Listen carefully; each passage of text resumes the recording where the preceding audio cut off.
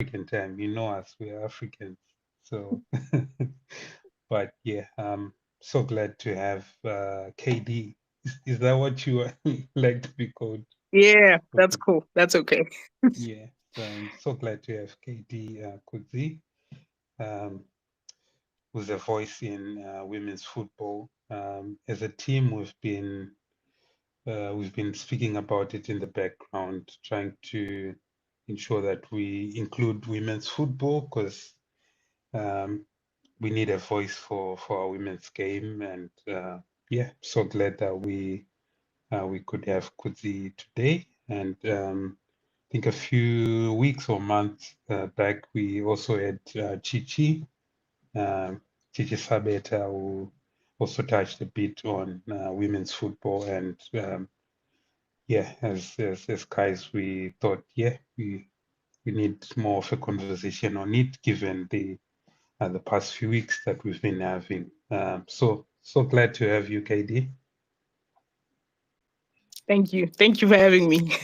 Yeah, you're welcome. You're welcome. So maybe just to give a brief intro, or maybe just to start. Oh, and by the way, guys, those who are watching, please do just click the subscribe button, share with friends, share with women's football enthusiasts, and your comments will be welcome in the comment section. If you have any questions for Kudzai, we're glad to take them, and we are ready to discuss whatever you want to discuss with us.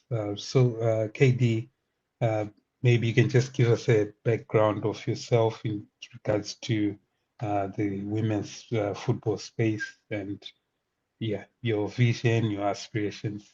Just an intro. Thank you. All right. Thank you. Thank you for that. I am Kudzai, Kay Dee.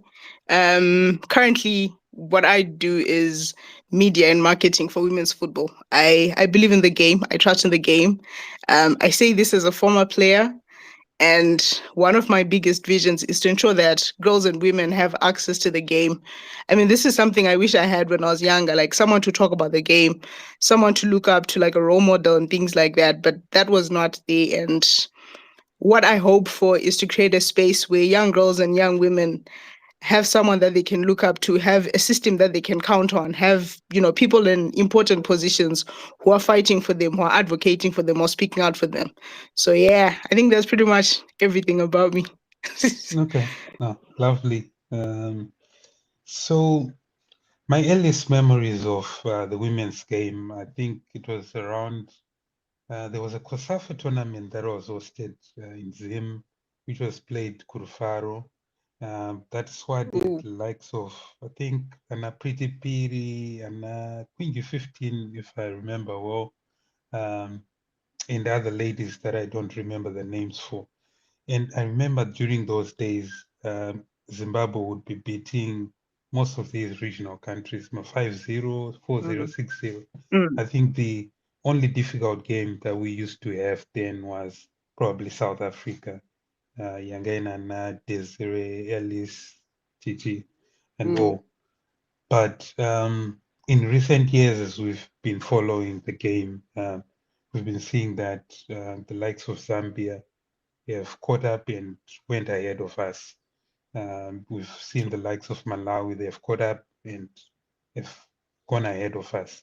And now Malawi, they now have my world-class players, the Kawinga or Yeah, the Chawinga, Chawinga sisters. yes, Yeah. Chawinga sisters. We have Anna Barbara, Zambia, world-class athletes. Um, so I was thinking to myself, what where did we get lost as Zimbabwe, or how have they gone above us and we've gone backwards? What's your view on that?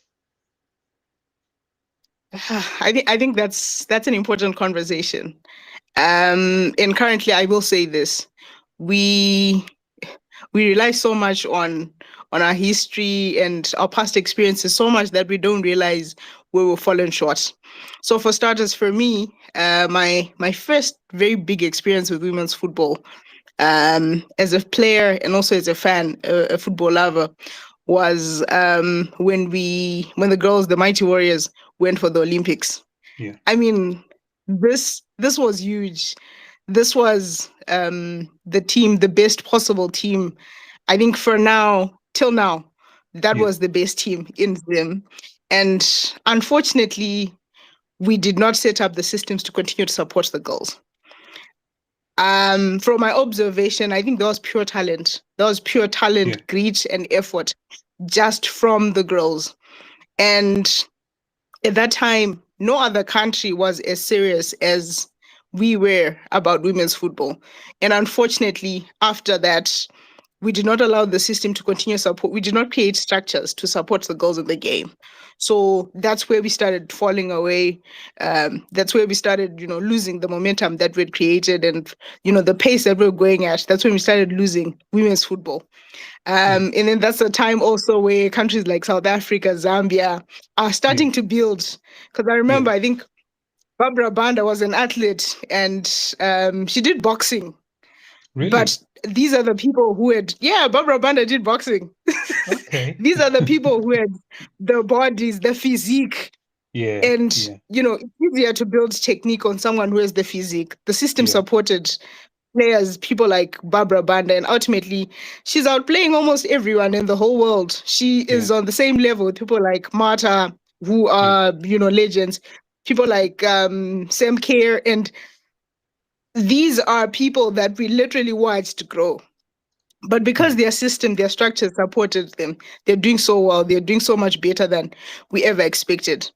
And sometimes, we want to blame, when we're booted out of the FIFA systems, when we had issues to deal with.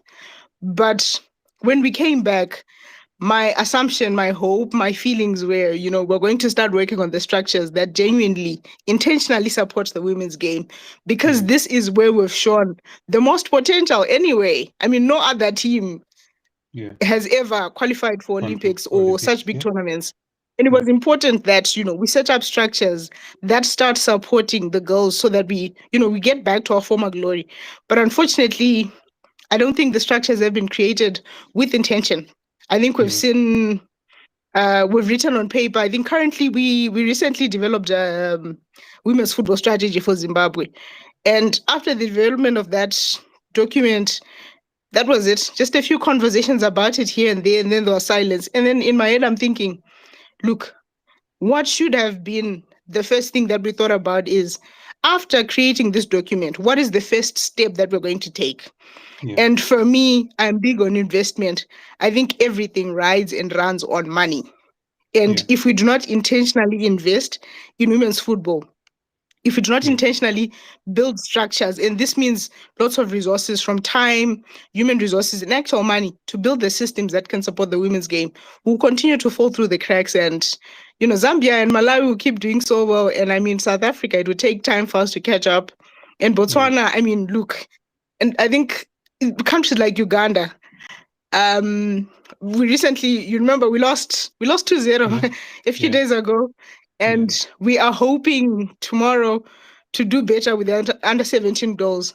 But I mean, again, when you look at the girls playing, they barely know each other. They've been in camp for less than a month.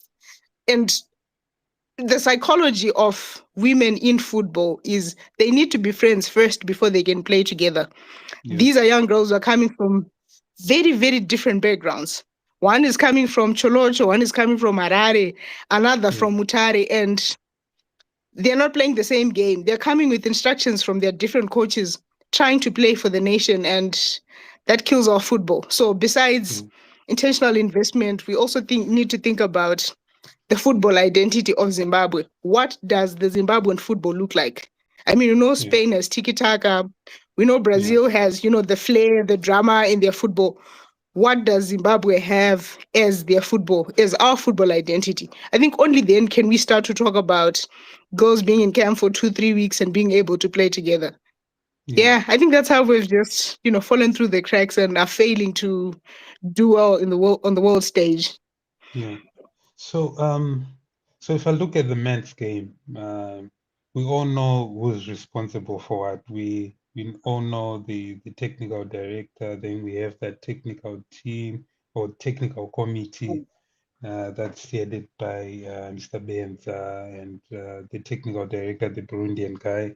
Um, we all know Mario, we all know the Caetanos, we all know like the structure that's around it. Then goes down to the academy teams and everything, and then we all know the ZIFA, like people who are responsible for the overall organization. So as it stands in our women's structure, who's who's at the top, responsible for what, and who gives the strategic vision, and who are they talking to, who gives them ideas, what's the structure there, do you know?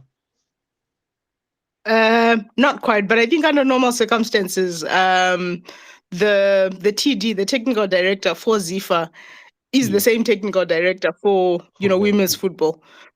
But I think what lacks is, I'll say this, what lacks is intention.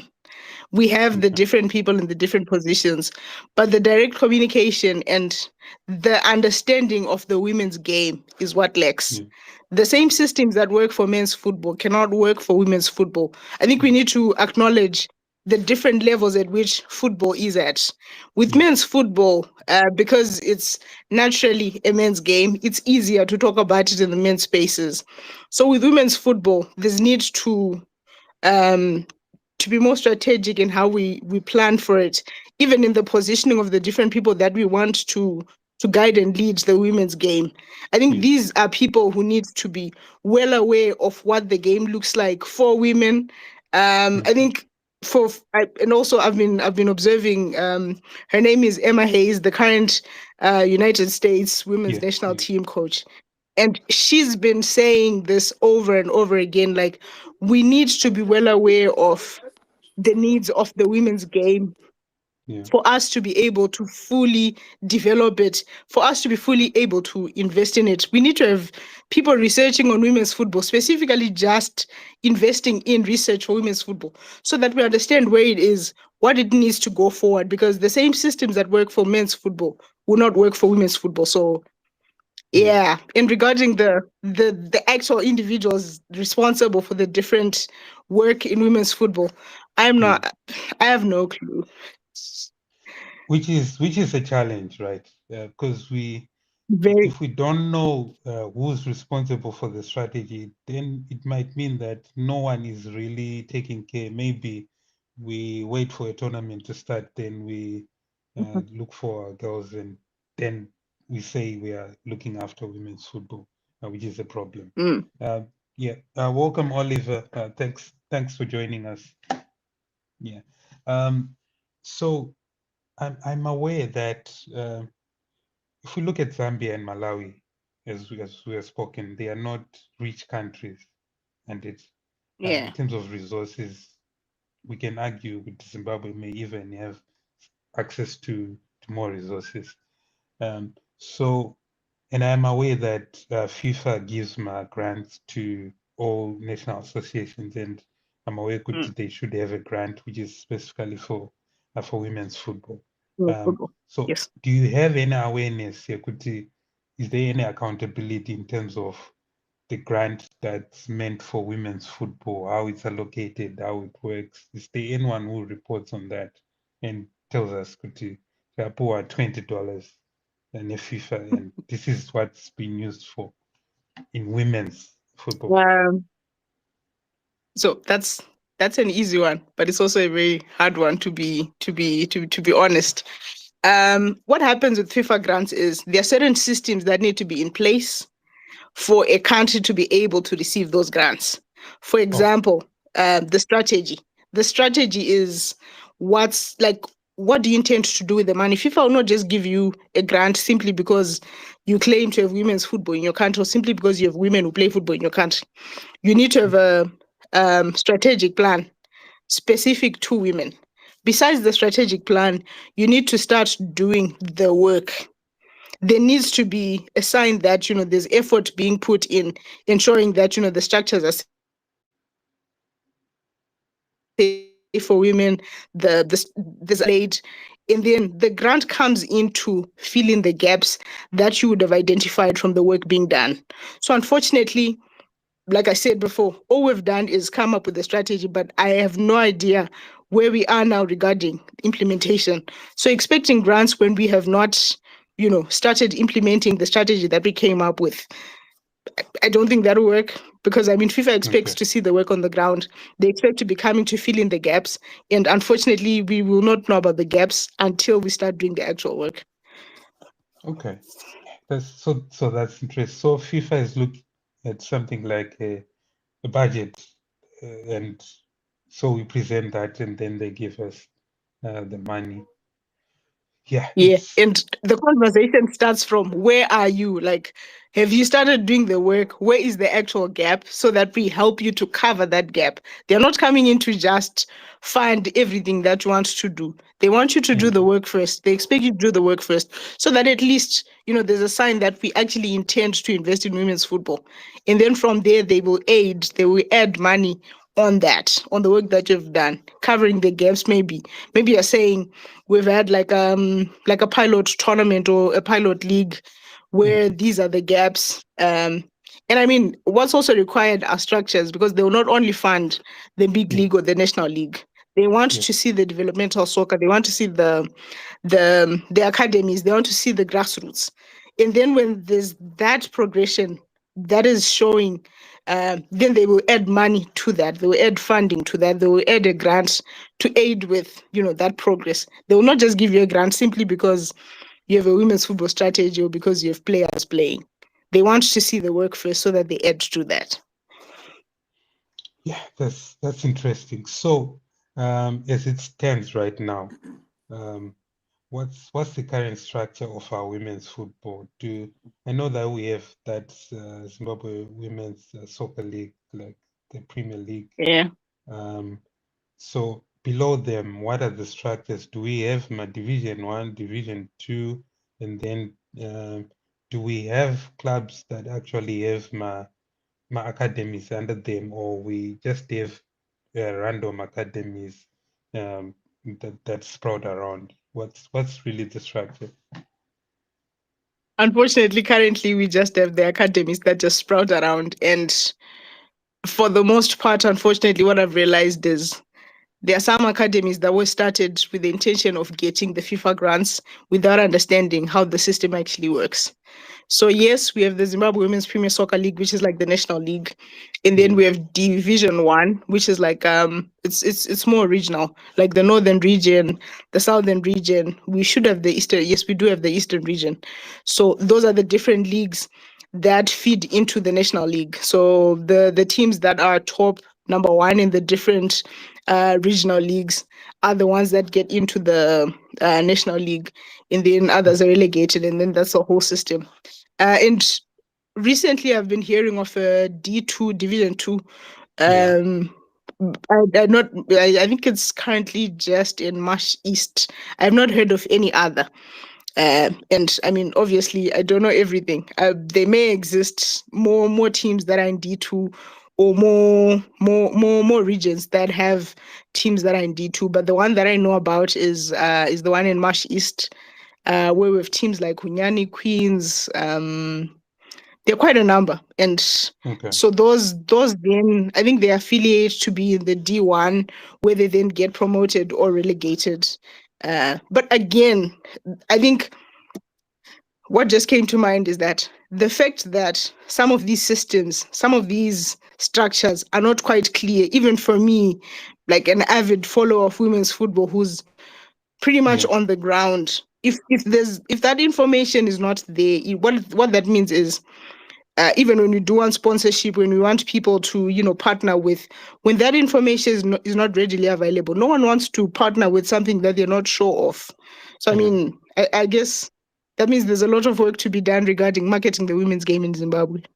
Yeah. Oliver, please feel free to come in whenever Okay, you can. thank you very much. How are you, Kudzai?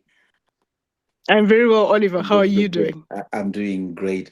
One of the things that in fact, you have actually mentioned all of the things, including funding, the resources that are needed in order for the women's football to actually progress in Zimbabwe. Also mentioned of leadership and governance issues. But one of the things that I've also noticed is probably limited support from either the supporters or institutions around the female football.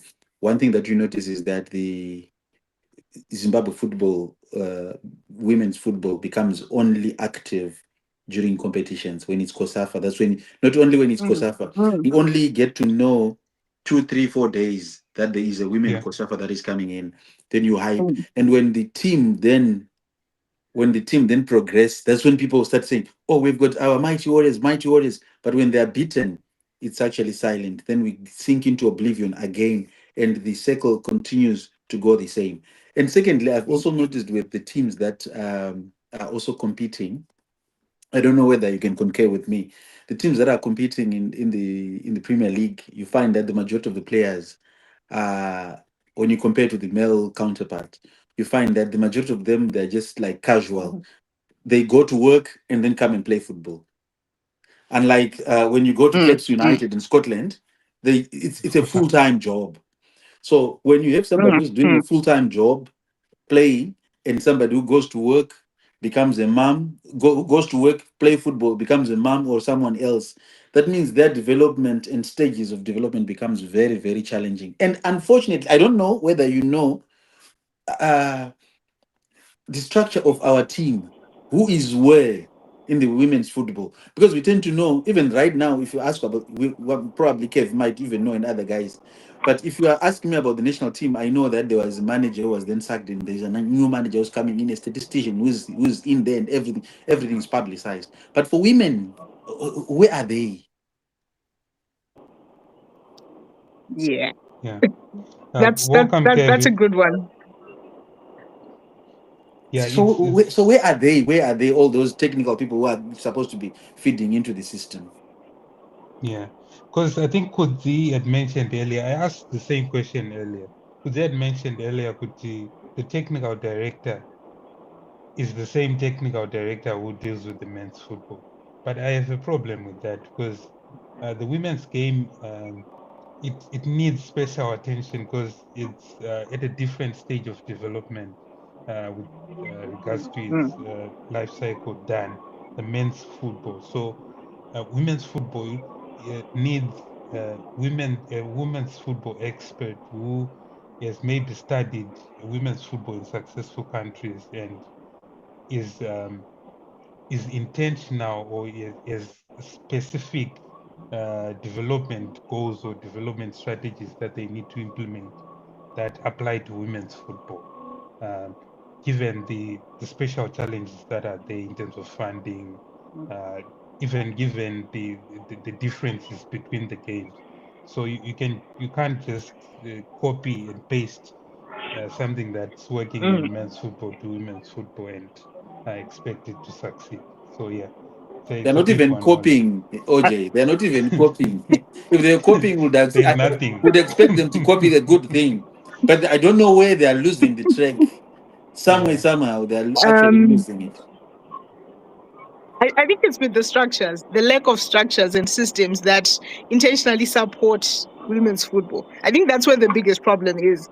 Um, like you're saying, even if you look at the FA pages, the focus yeah. again is on men's football until there's a tournament that's coming up, until there's Then maybe there's drama happening in the background and people need to explain something about women's football, and then suddenly there's an explanation.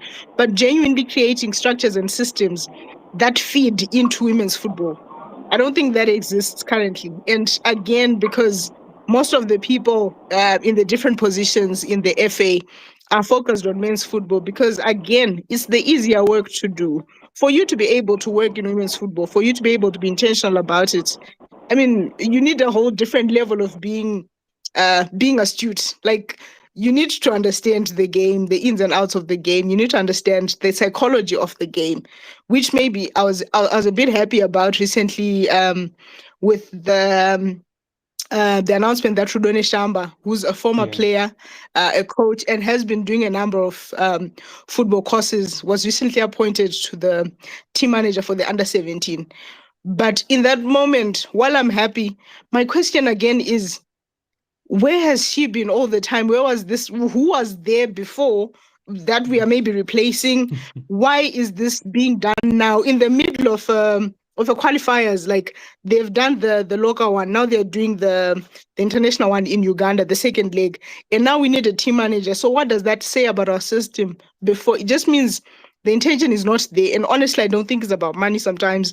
I think it's about intentionally planning, seeing where you want to go, and investing human beings in that work. Because I think there are a number of people who would be willing to do the work without being paid. I mean, that's not fair, but I mean, for a starting point, it would be necessary to have people like that in those positions. And I've said this over and over again. We need to see more players being empowered, former players being empowered and capacitated to cover these gaps. But unfortunately, it seems like it's something that just comes to someone's head and they're like, maybe now we need a manager, and suddenly there's a manager. But what's the plan? What's the intention? Yeah. What do we hope to achieve in all of that? Yeah, it's a big Yeah, because our contradiction. long-term planning is very weak, or it's Mm. not even there. Because right now we can even tell Non-existent. Kuti national team, yeah, our national team is going to be playing this friendly at such a time. But with women, it's Mm. only the tournament, the COSAFA that we're waiting for, and after Mm. that, it's dead. And you know, It's silent. like it's what we have indicated, because of lack of planning, we end up going to the old guys all the time and expect them to do miracles, and yet age catches up with them. When Mm. COSAFA, our days, we used to beat Lesotho without problems, Tanzania without problems, Yeah. but all of them, they've evolved. Now when we play Lesotho, we are actually Mm. like second fiddle, because we have actually been Mm. recycling the same thing without even feeding to the national team, to the extent that when you True. even watch the women football playing the COSAFA, you can actually see that this is now about pace, this is now about experience, but experience is there, but what is lacking Mhm. is now the energy to go on. I think Kev will be happy to hear that what you have said, that former players needs to come on board. Yeah, that's right. Welcome, Kev. Well, thank you. Hello. Hi, Kudzai. Hi, how are you doing? I'm good. How are you? I am well. Good. Yeah, I was still listening, to Yeah. obviously stuff that you guys are saying. Sorry, I came on. I was at work, and now I'm on a journey driving back home because I work away from home. Yeah. So Yeah. I hope you can hear me, guys. But yeah, it's nice to be with you, and yeah, I say things, like, so me, sometimes I like saying things in a sarcastic way, yeah, but making a point. So I get where all this is coming from, but you got to understand one thing: it's women, it's not your game, yeah. That's how it's perceived, yeah. It's women, it's not your game, Mm-hmm. and you don't.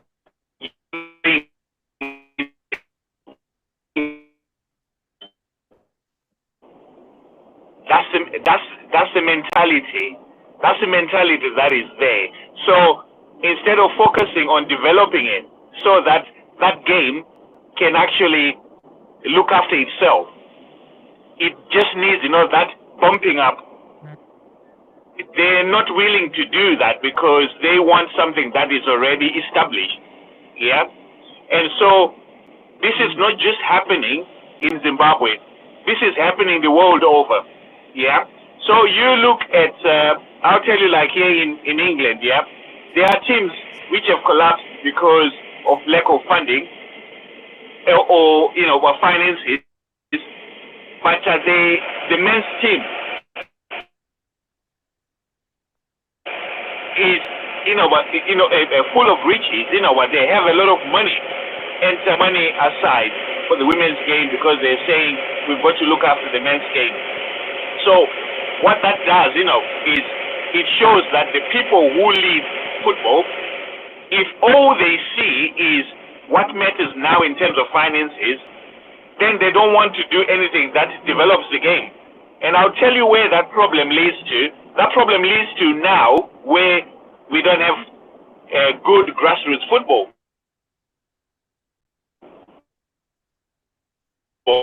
There's bring in money because they're short-sighted.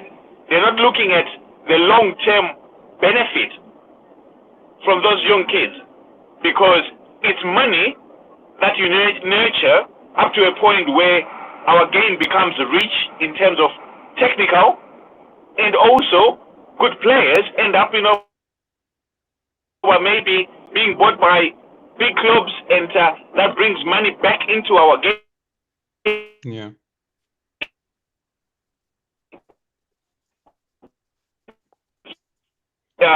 We are struggling with that because on a lot of these things. Yeah. Yeah. But also probably if I can also come in, Kev, to also ask Kudzai, what is stopping us? Because what is stopping us from putting Caps United as won this week at the back of the page, and then you put rentals, same story, or at the back of the right? Because you find that even our media is not even actually doing us a very good service. When you buy a newspaper or you go onto anything, it's everybody wants to see what happened between Dynamos and Scotland, Dynamos and Caps United. But at the back, there is nothing about women. That's number one. Number two, right now we're talking about the Unity Cup, but where are the women? Even when there are national events, people prioritize Dynamos versus Highlanders, Highlanders versus Caps United, Scotland versus this. But these teams now have women. Why can't we just integrate to say, okay, the 1 o'clock game, like what during our time used to happen? You know that if you go to Gwanzura or if you go to Rufaro, you're going to see the under 10s, under 15, under what, and then Caps Queens, and they would also have an opportunity. What is stopping us from saying Highlanders versus Scotland? Let's have the Queens start at 1 p.m. Then the game, the men's start at 3, so that at least we are familiar with the faces and it becomes easy for us to select. But now we just go to those that we've majoring up in the Marjorie should be there. Whether she's performing or something else, it's neither here nor there. Yeah. It's the lack of respect. That's a very good word. The lack of respect for the game. You see, this is what annoys me, because I don't think, like, we've never really spoken about the women's game, but I'm a huge advocate of football, of women's football, and I enjoy women's football. Yeah. And I'll tell you one thing that I always argue with people who say, women, it's not really like ours, it's not that competitive and all that. Yeah. And I always ask, the same questions. We've got men's tennis, and they play 5 sets. Yeah. We've got women's tennis, and they play 3 sets. Yeah. If you bring men from men's tennis, maybe someone who is top 100 or maybe it's number 100 or 120, they can beat a woman who is a world-class player. Yeah. Because it's the physical part and all the stuff that come about. But that hasn't stopped women's tennis from being respected. Yeah, because tennis for women is for women.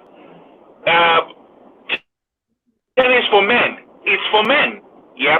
So what's happened now is sometimes people are used to watching men's game, and the expectations also, women are starting to develop their game. But if we don't see women doing what men do, then we're saying this is rubbish. And this is a problem that I have, because for me, even all these World Cups and all that with the women's game, I watch religiously and I enjoy it. I watch, the Women's Premier League, every time when I'm home. Man U is playing, obviously that's my team. Man U is playing and all that. I know City players, City women players, Liverpool, Arsenal and all that. I know them because I love my game. And I don't the male eye. I look at women's football from being women's football, and I think women have come in droves. The game. I'm amazed. If I am telling you, I'm amazed at how women have become technically. I never expected that in my wildest of dreams. That women could be so good. The technical aspect of it. The understanding of the system. all this stuff, that women do that I never thought it would really, I would see that happening naturally, yeah. But it takes men who appreciate the game and say, you know what, this is a very good chance for us to try to do well, for this, for the game, and stop making any comparison with men's game, because it's not men's game. If you look at women's game, it's world class the way it is. We cannot compare with men. So who are the people who can make this right? It starts from the top there, from the ZIFA board itself. It should be having respect, because the biggest problem is they're looking at what a certain team brings in. Let's just say for commercial sake, they're looking at the sponsorship and all that. How much money is going to come from the men's team versus how much money is going to come from the women's team? Obviously, you're not going to get as much from women's team, than from men's. So, what then do you do? Do you then put the women's game down, or you actually try to improve? Take money from men's football. Take money from men's football and put it into women's football to develop it. Everything has a start, and there will be a time when women's football can sustain itself. But right now, all this, like you've just mentioned, we're having issues because even the slightest of things, even writing a report and putting it next to a men's football team, it seems like it's not okay because it's not the game that people want. And that's sad. Yeah. If I'm to throw you under the bus, Kudzai, a typical example is the last tournament whereby the minister came and gave my players Mari in South Africa. You remember that story? If you can't comment, don't. I do. Mm-hmm. What does that tell us? We want our money, and somebody says, "Yamakatopu ayo zifa," and yet it's what's that? Can they say that honestly to the men's and say, "Good, the amount of money that we are given by a philanthropist is enough"? Remember, That's Zimbabwe better, was. Baba. That's better. Remember the sanitary pads thing. Munanenda no sanitary pads. Really, really. Is that not lack of respect? I think like Kevi said, it's a lot about respect. A lot of people are not, again, intentionally investing in women's football because they can or they want to, but simply because they want mileage. And that conversation around not getting the Mighty Warriors not getting their monies when they got back into the country, and the reason being that they had received money already from the minister. I mean, from the contractual agreement, I guess the agreement was, I think they're supposed to be paid per day, the number of days that they're in camp. And that excuse or that explanation made zero sense to me. I asked myself a lot of questions like, these are women and girls who have gone far from home. Some of them have children who have sacrificed a lot of time and precious resources to play for the nation, to represent the nation. And this is the treatment that they get. It reminded me of the time when the Mighty Warriors again came back into the country from an international tournament, and some got $5 while others got $3. And for me, it's as if we're recycling the same attitudes without respecting the women's game. And I love that Kevi brought that up. Like, it's simply about respect. In that comparison where we think we want women's football to be like men's football, that should never be the case. The way that we look at women's football is very different. The way the needs of the game, of the women's game, are very different from the needs of the men's game. Besides the level of development, the level of resourcing that's required for the women's game is very different from the level of resourcing that's required for the men's game. Even when you look at the coaching tactics, it's very different. How a woman's brain works and how a man's brain works is very different. And in the game, I mean, women have menstrual cycles, and that affects the psychology of the game. It affects the physique, it affects the pace, the energy. And if we do not intentionally invest in research about the women's game, we'll never make it. We'll never get to a point where we're like, oh, the girls are actually doing well, because we're not being intentional about what we want to support. We simply want the women's game to look like the men's game, which should never be the case. Yeah. Then So you have Kudzai, you have a manager who comes on the day to say is the same manager who's going to be managing you, and yet has not even gone through the psychology of a woman all the time. yeah, it's Kudzai. I think I remember. Is it last year or this year when we had that FIFA had put in place regulations that every team that's in PSL is supposed to have a women's team under it. What Yes. has gone with that deal? Because last time I remember hearing with the likes of Anad Dimbare, Dynamos, they were saying Yes, they do. they can no longer support the women's team. So I do see that Scotland seems to have started a women's team. I'm not sure of how structured it is, but I do see that it's there. But there are many other teams that I don't really see Dwagamira say. What has gone on with that conversation?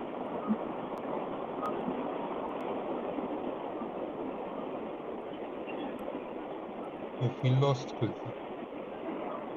It just seems like the network is bad today, though. Yeah. Yeah. It seems so.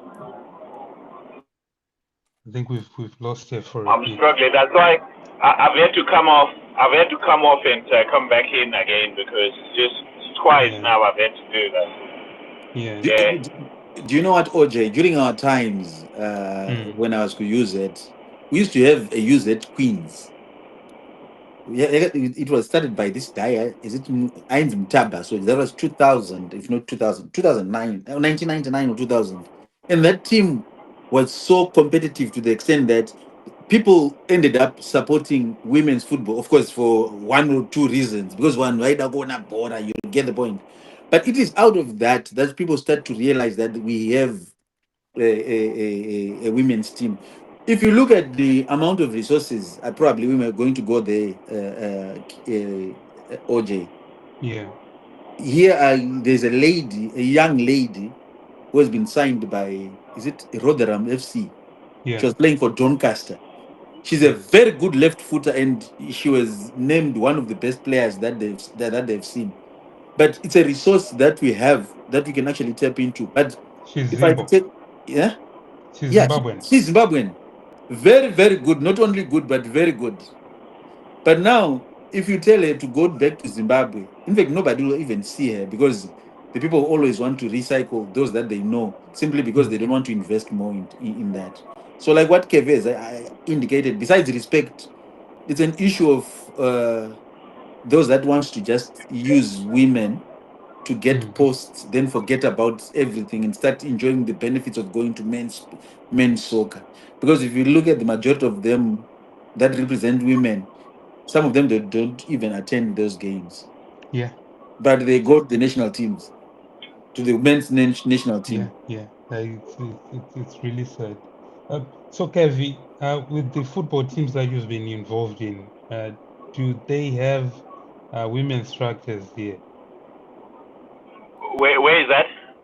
Like the teams that you've coached, the men's team that you've coached, do they have separate structures with the women's structures? What do they really do in terms of the women's structures? Yeah. So what happens now is on these teams, because they're not pros, and so even with clubs where money has been limited, but the difference now is that you would have the chairman, who is the chairman of the club. Yeah, he's the chairman of the club, regardless of whether it's grassroots, men's, veterans, whatever, first team. Yeah. And in those structures now, you have directors who look after the interests of women's team, or who look after the interests of men's team, and someone who looks after the interests of the junior teams. Yeah. But the one thing that you find that is of significance in there is that everyone wants the women's game to do well. They are into it, such that even from the male side, from the male's football side, they are supportive of the women's team. Yeah. So whereby, you know, we're talking about situations here where you have the same people running the both men's and women's, and they don't even care about the women's football, because it adds no, to them it adds no value to them. Yeah, they're looking at what's in it for us to promote, you know, about these women. Yeah, instead of looking, say for example, like even the example I gave is one of the examples I gave is a club. Let's just say in the Premier League. Yeah. You have a club where most players maybe will be earning like around 40,000-50,000 a year. Yeah. Their wages can be paid by, can take money from his pocket and pay them for the whole year. Yeah. Okay. Let's just say we've got you know, about 20 players. Yeah. 20 players who are earning 50,000 a year. Yeah. We're talking a year. That will be about what, 1 million? Yeah. For 20 players. Yeah. So what, you've got a player who is earning 300,000 a week. Yeah. So literally, let's just give an example of Manchester United. Bruno Fernandes, yeah, can take his money, his month's wage, and pay the whole entire squad for a Premier League women's team. With his month's pay, he can pay for them for the whole year. For the whole year, and the next season to come. Yeah. So that's the difference. So with that, what would be the reason for a team to disband a female or a women's team because of finances? It doesn't make any sense, does it? So now, you then, let's go to Zimbabwean standards now, yeah? You go to Zimbabwean standards, yes, there is not a lot of money in Zimbabwean football, except maybe a few teams and all that. But some things, some support that the women's team, the women's game can have is not all about money. It can be about volunteering to make sure that that game, you know, is looked after, is semi-pro. That a lot of semi-pro teams, yeah, from the chairman to the whoever, to the groundsman, to whoever, they get zero, nothing. It's only as the players or the coaches who are being paid. They get nothing, but they care about the team more than the players who are paid. Yeah, those people would have been in the job for 20 years. Someone has been a groundsman for 20 years and he gets nothing. Because you know why? They want their game, they want the game or their team to succeed. So somehow, somewhere, if people are not willing to, you know, do everything they can, do everything in their power to support whether it's the kids' game or the women's game, we're not going anywhere, because all that matters to people now is money, money, money, money, money. What is in it? What's in it for us? You know, that's the reason why everyone shows up. All of a sudden, we've got a tournament because it's going to be watched, you know, across the continent or across the world. Then all of a sudden, everyone wants to put on a shirt and a tie and say, "Oh yeah, I represent Zimbabwe." You know what? Oh yeah, we so much in love with the women's game and all that, because there's something that they're getting from that. And that's the reason why the moment that that tournament finishes, that's the end of them. See you when next we have another women's tournament. Yeah, that's Yeah, very my true. one. Yeah, and you got the question that I had for you earlier. What happened to that regulation that every Premier League team must have a women's team under it to get registered? So it's not really a ZIFA regulation. It's more Okay. CAF related. For teams to be able to participate in CAF tournaments, they need to have a women's team. But I mean, well, yes, that for me, that is a good rule.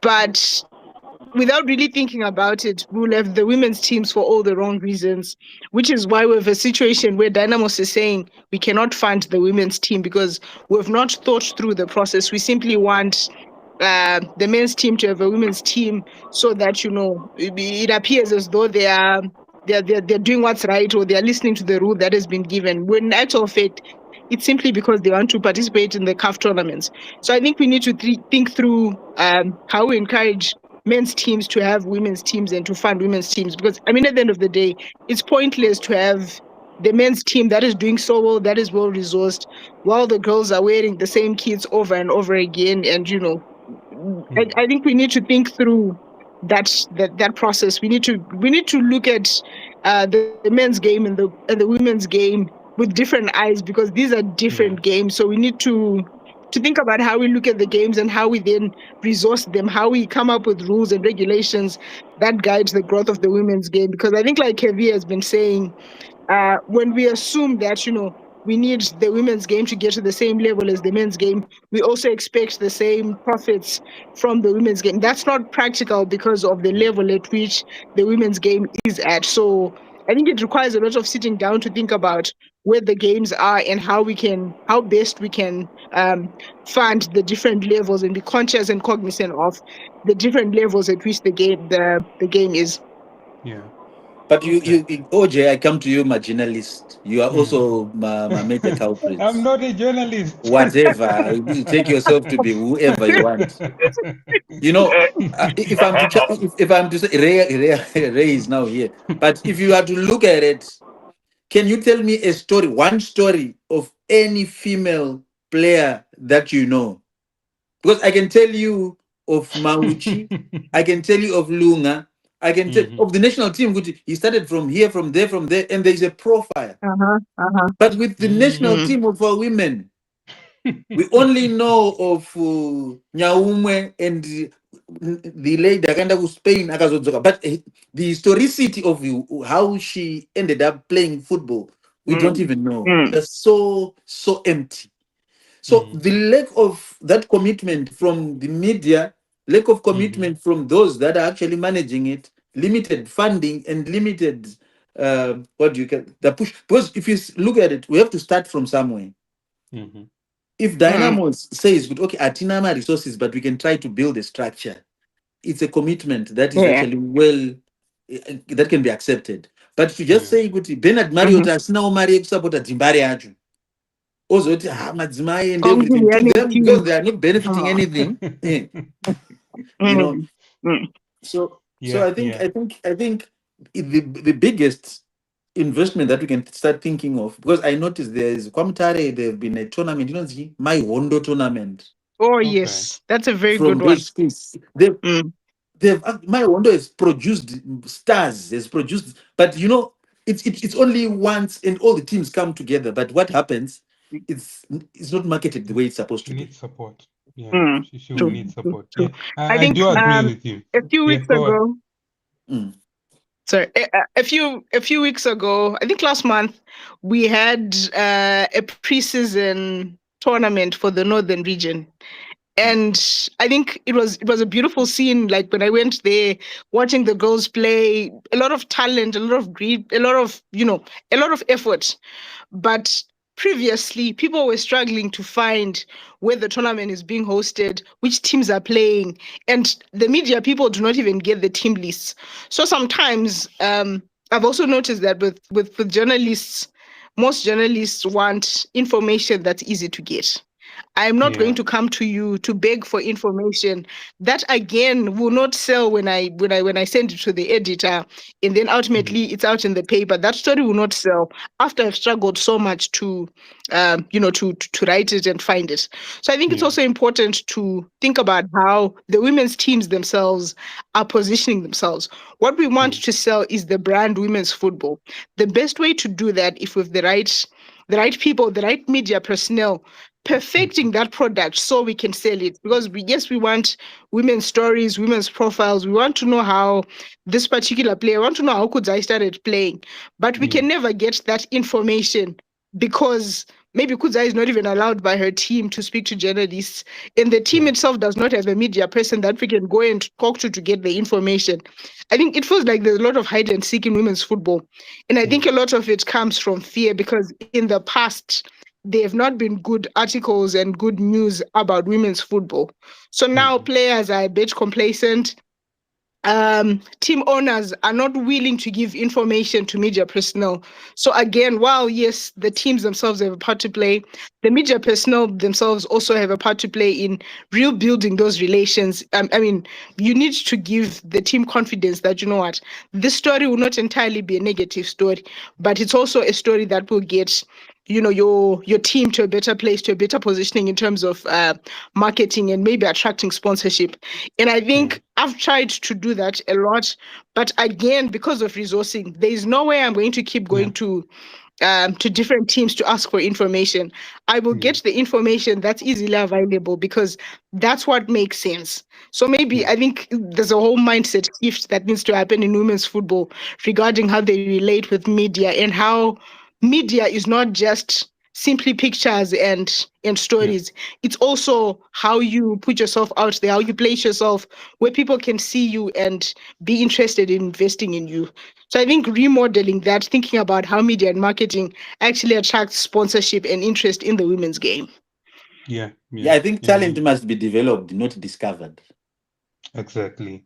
Which comes to our next point. I'm sure that Kudzi, you've been watching the recent, I saw that you were watching the recent schools tournament, and Oh, I'm yes. not sure if you watched the game against Uganda as well.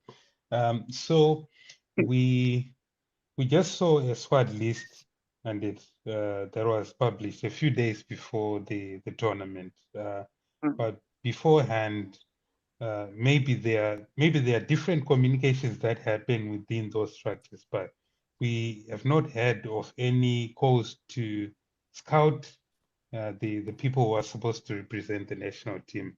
I also heard from someone who was saying the team that played Kuma School's tournament, some of the people were there, but there's a school that actually won my school's tournament, and they couldn't see the players who won by that national schools tournament. They were not part of the squad, some of the players, or all of the players.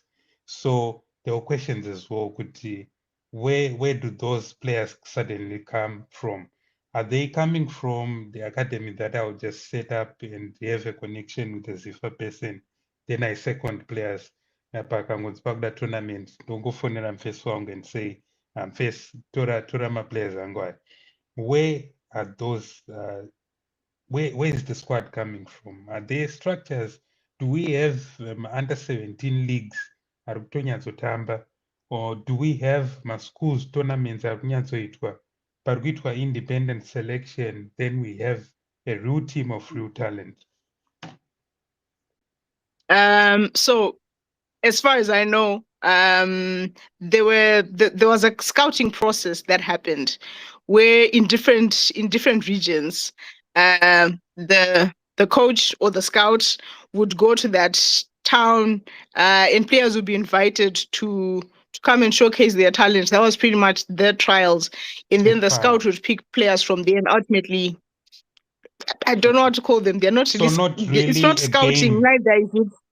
not really a game No, they were environment. just invited. I don't think so. They were just invited to showcase their talent, whether it was a game, whether it was a training session, whether it was drills. We don't have that information. And So the scout would go identify the different players and then come up with a list, and then the players were put in camp. And then ultimately, that's how the final team was established. But I mean, again, this is where one of the biggest problems is. There's no clear pathway to what we're doing and how we're doing it. It's not clear what we intend to achieve. So sometimes it's just putting people together, identifying players, but that's never enough, and there's never enough resourcing so that a coach or a team of scouts is able to travel across the country. Because I do think there are so many great players that were left out simply because accessing the coach or coming to the place where the coach was coming was not possible for them. And yes, we do have the schools tournament. I think with the Nash tournaments, but again, I hear those are full of age cheating and things like that. So trusting that system again is hard. I think So the there are women's a lot of game also systems that are has just, age cheating that was found in the men's game. we do. We do. It's For me, I think the idea of having a schools tournaments or school leagues is very good. But again, if the different people in the different positions are not intentional about what they want to achieve, we'll keep having the same problems where with the same players over and over again, whether they are performing or they're not performing. I think it's important that there's need just to revamp the whole system. There's need to revamp how we think about women's football from the scouting process, because also I'm thinking you are going at a high school to see how good the players are and picking players from there. I don't think 1 or 2 days is enough to see a player enough to know whether they fit into the squad or not. And I don't think a month or two is enough to put together those different players and assume them to be the national team. That is never enough. So I think there's a lot of rethinking that we need to do regarding remodeling how we get players for the national team, whether it's under 15, under 17, or the senior team.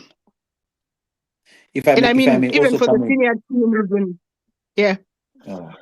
So if I may come in, OJ, you look at the Premier League so well.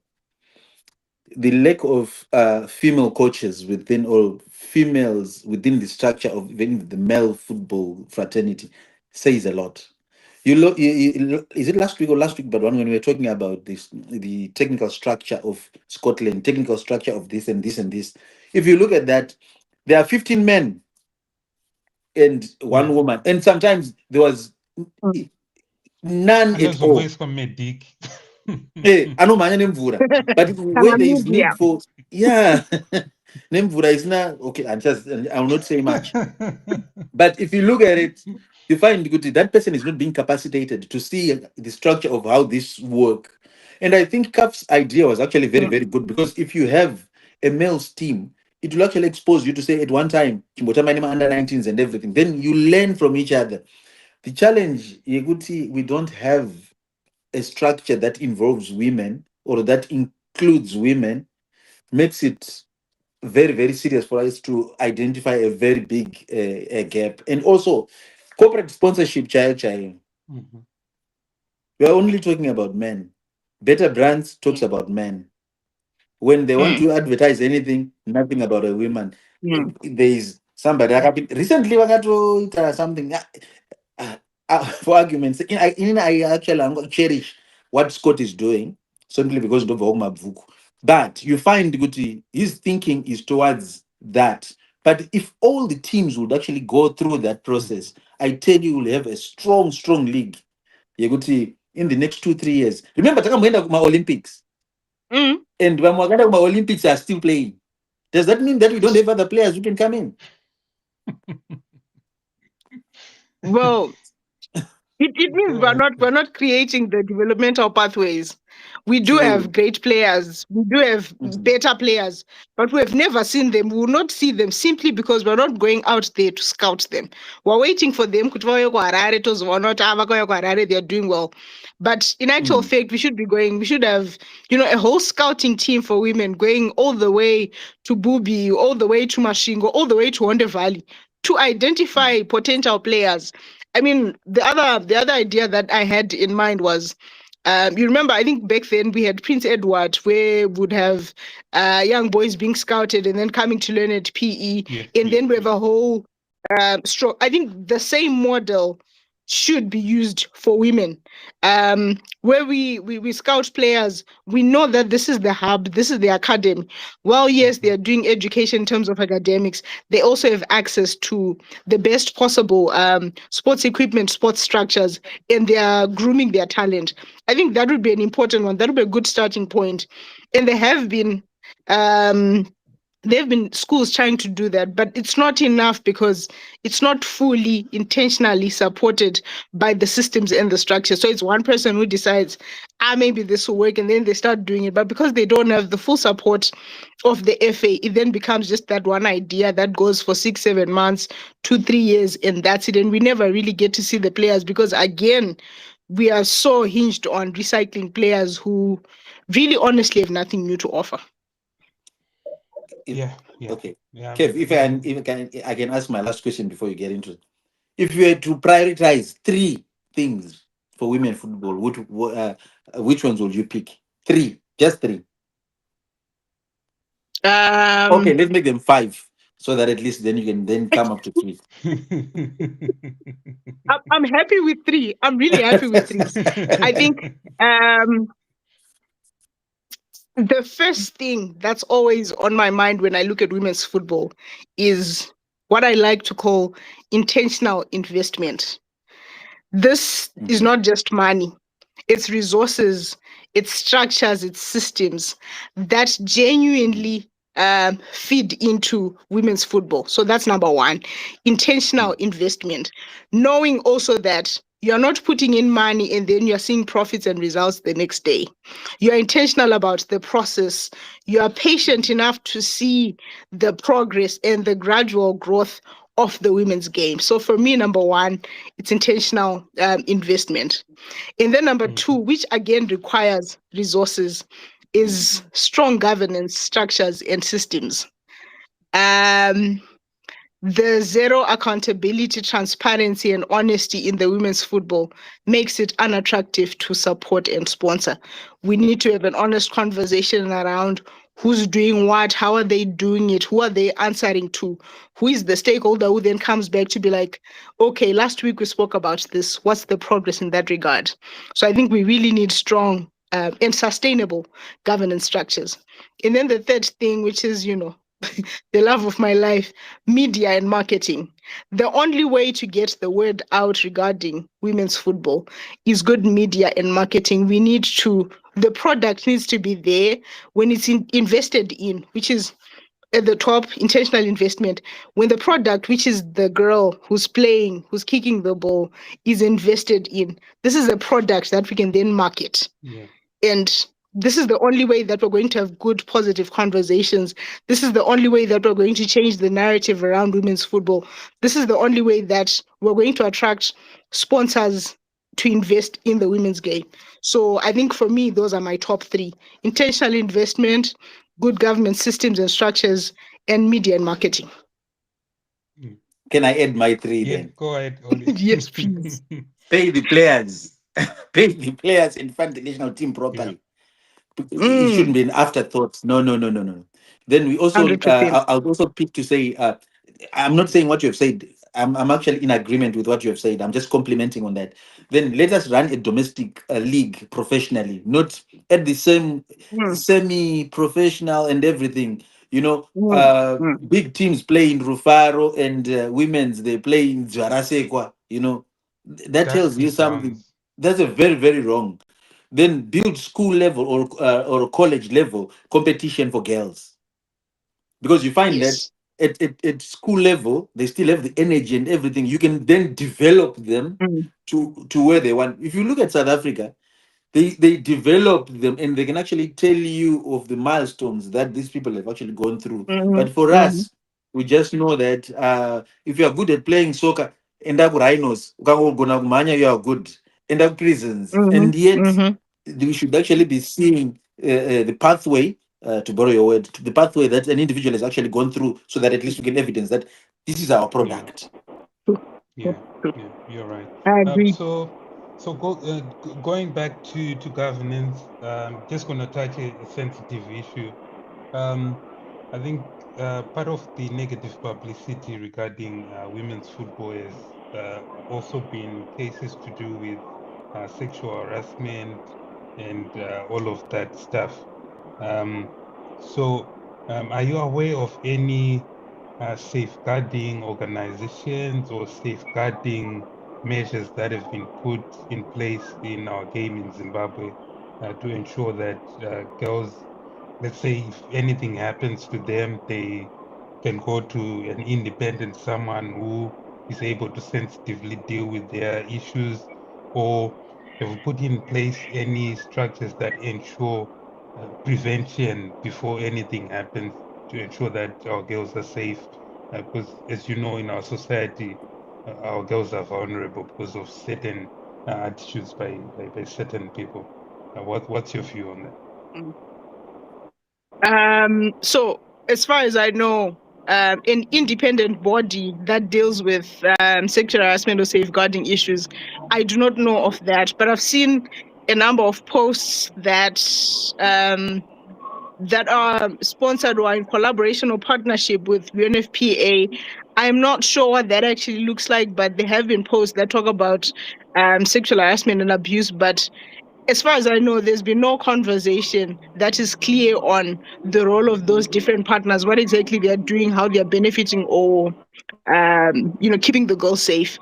And then the other thing that I know is that we have safeguarding officers. Every team is mandated to have a safeguarding officer, but I guess FIFA has been trying to push safeguarding courses, etc. But I don't think in Zimbabwe we've been intentional about creating structures that actually safeguard girls and women in football. Okay. Yeah. Do you have anything on that, Kev? The problem is, sorry guys, you know what? I keep on losing, network. I don't know why. It's just maybe, but when they say, the data rate door. Yeah.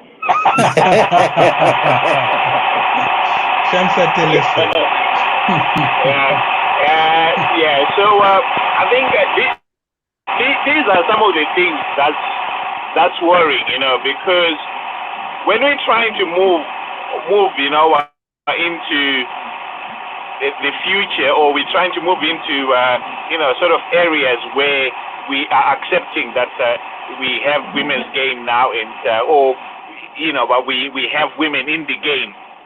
There's certain parameters that have got to be a must before anything, what else is said. It has to be a must, because we're not going to try to sort of mollycoddle on this. Yeah, men generally, we just struggle to see women in front of us. Yeah, it's but professionalism. A lot of men struggle with professionalism when it comes to women. So there has to be an environment where a woman comes in and says, "I'm going to do what I do best. These are my tools. I need to do my work, and I don't want to have anything that's going to sort of get in my way or sort of distract me from doing what I'm doing." Yeah.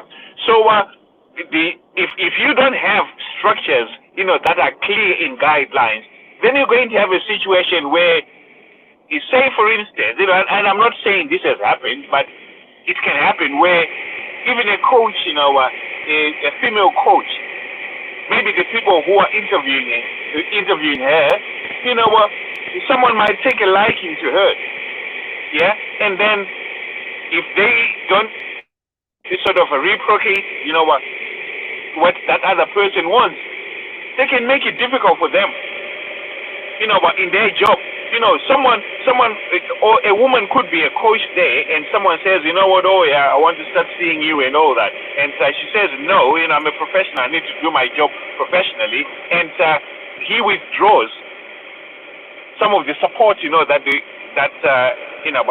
team or that coach has been getting, simply because there's too many people, too many men who do not know where to draw boundaries when it comes to working with women. too many men who fall short of professionalism when working with women. So these are some of the difficulties that you can get. So for me to actually hear that there isn't something that is clear where someone like Kudzai, with the knowledge that you have, because I've already seen and heard you, when you're talking about how clued on you are. But if yourself, you're not clear on the guidelines of, being vulnerable, or being in a position where, people try to take advantage of women or girls, then we've got a problem then, because if you got no idea about that, how about the girl who is playing under 15s football? Would she have a clue? Would she know to watch them train and he said something, that is not appropriate? What do I do? What's the first port of call? It should be, is that normal, that natural for them to understand? So I blame it on the authorities of the game, because they might do one good thing in trying to uplift, about the women's game. But if you're uplifting it without having a solid base or foundation, then you are leaving yourselves, up for issues that's going to come about in a year's time, in 2 years' time, in 5 years' time. Yeah, things have got to be done properly, and because we can't hide away from the fact that women can work professionally without a problem with men, and sometimes men struggle to do that. Yeah, if you remember, we were having a conversation about physios, recently, yeah. Mm-hmm. And I was saying, I've had more than 10 physios who I've worked with, from when I was a player to when I became a coach, and to when I became a manager in semi-pro, yeah. And I worked with more than 10 females, and there's never been an issue at all, because they are respected as physios who are coming in to do their job. That's it. No matter whether she's a beauty, she's a stunner, she's whatever, it doesn't matter. You're looking at her that she's there to do a job, just like you are looking at me as a coach that I'm coming to do a job. Yeah? But there were a lot of people from the group, and mainly from Zimbabwe, people who live in Zimbabwe, who were kind of surprised by what I was saying, yeah? OJ, you followed this, yeah? Who were surprised by what I was saying, because they were saying, oh, how can a female physio get into a dressing room where it's all male? Yeah. It's because it's the culture that we grew up in, that it's unheard of things. Stuff like that, And so you can imagine now, if that female physio was employed by a club which is in Zimbabwe Premier Soccer League, what will happen? What will happen? Is she protected? She doesn't have to be touched. She doesn't have to. No one has to do anything to her. It could be the words, just the words, that stops her from doing what she's there to do the job that she's supposed to do. So, guidance, clear guidance on, stuff like that, to do with protecting women in the game is very important. It's very important. That is something I think, even so, for someone like you, like Kudzai, yeah, it's something that you really have to fight for, and say, we need to know, not just you, everyone needs to know straight away that if we have a problem that is hindering us from doing our job, this is the channel to take, and this is what happens.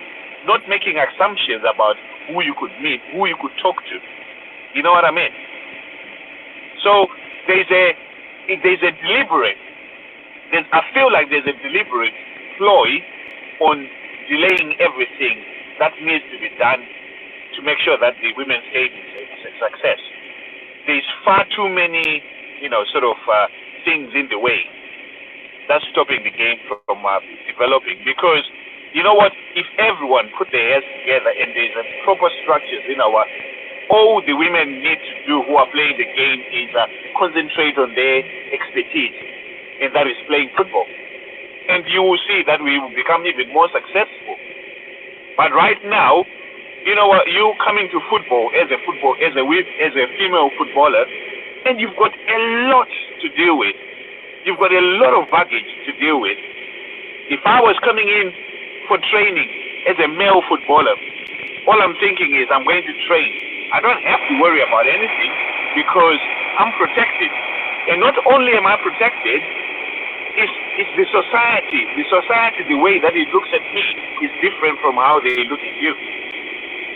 So it's almost like you are starting from -20 and you still have to get to 0 to start again, to start all over again with men. So I feel for you guys.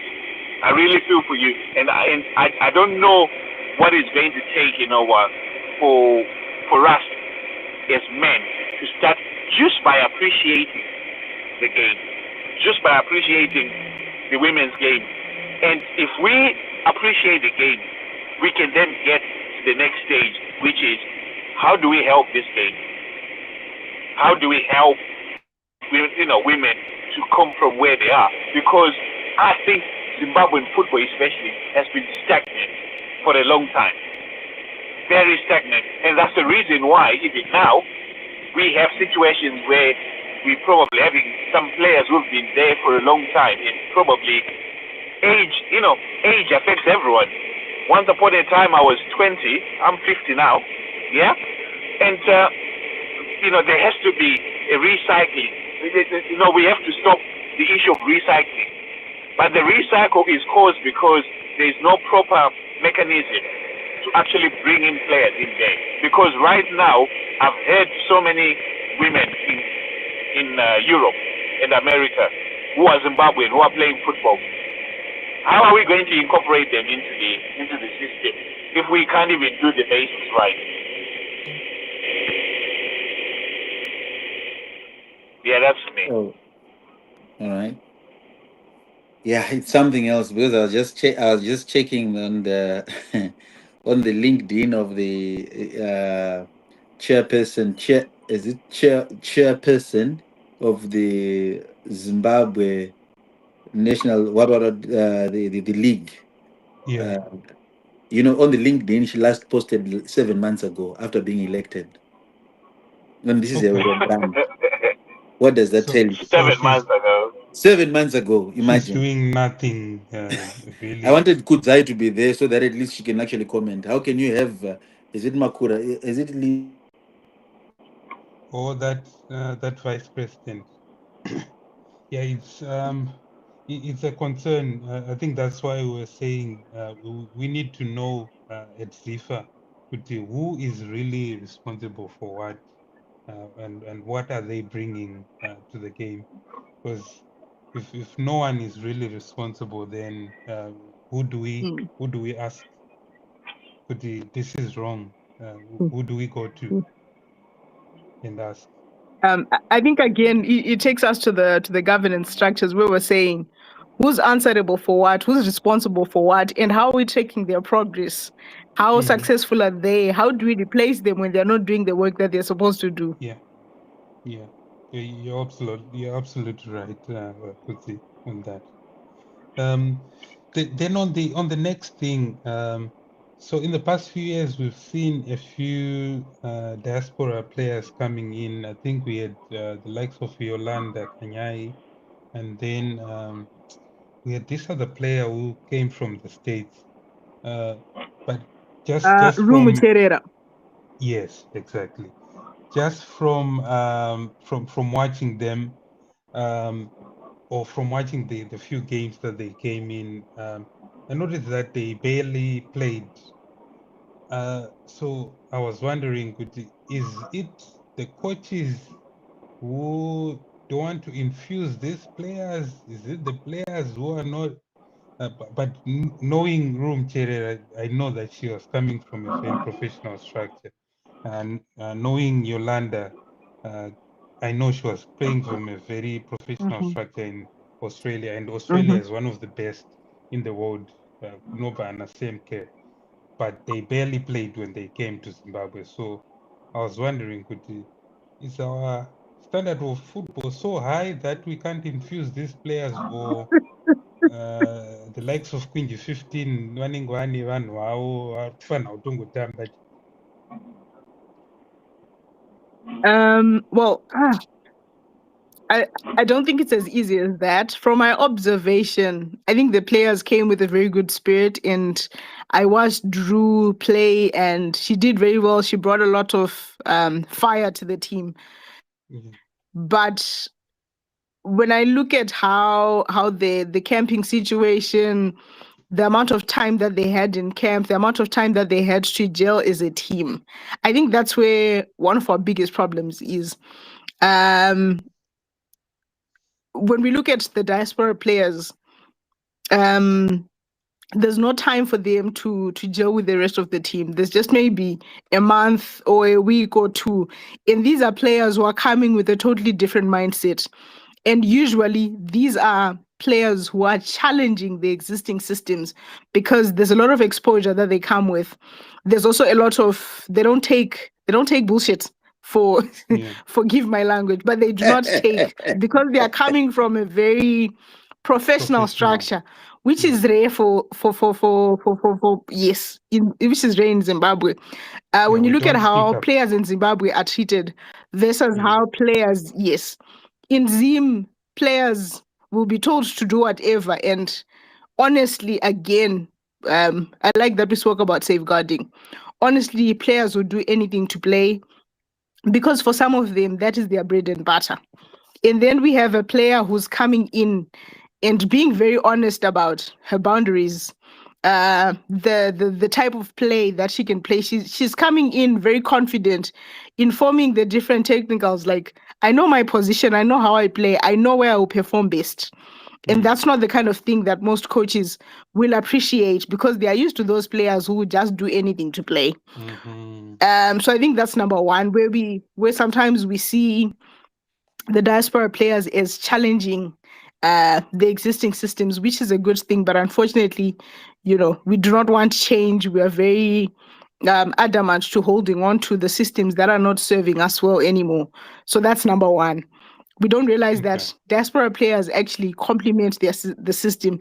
They're not here to overtake anyone. They're here to simply complement the system. And I think we also need a structure where the players have there needs to be a format on how they come into the team, how they are treated. And I think generally they push the system to be better.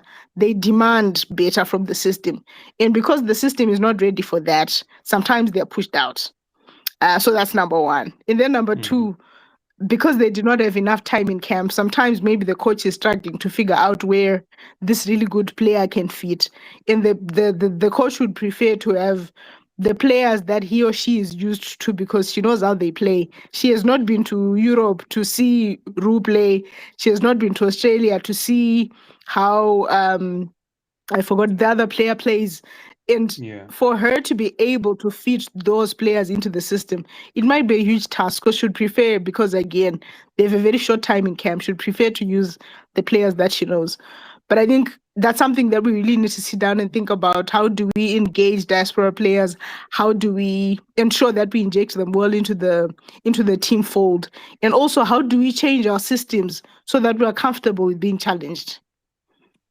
Yeah, that's very true. That's very true because you find that, like the lady that I was telling you about, OJ, the discipline that she has, she's so disciplined to the extent that the parents, when we visited them, they said, you know what, Oliver, this one we ended up even following her up to the park because she would wake up around 5 and she would go and train, kick the ball and everything on her own, to the extent that she was playing for the father to invest significantly for her to at least play. Then she went and joined Doncaster. From Doncaster, she was then picked by Rotherham and said, "No, you can come and play for us." And she has signed. I think she's one of the female.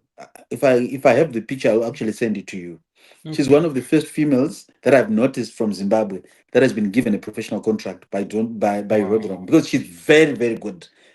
I saw her twice playing a very good left footer. She can actually use both legs, but you can actually see that if we don't invest in bringing her, obviously some other institutions might actually come in to say come back, because she came from South Africa. The parents are from Zimbabwe, but she stayed in South Africa, then come to the UK, and she's very good. Yeah, that's interesting.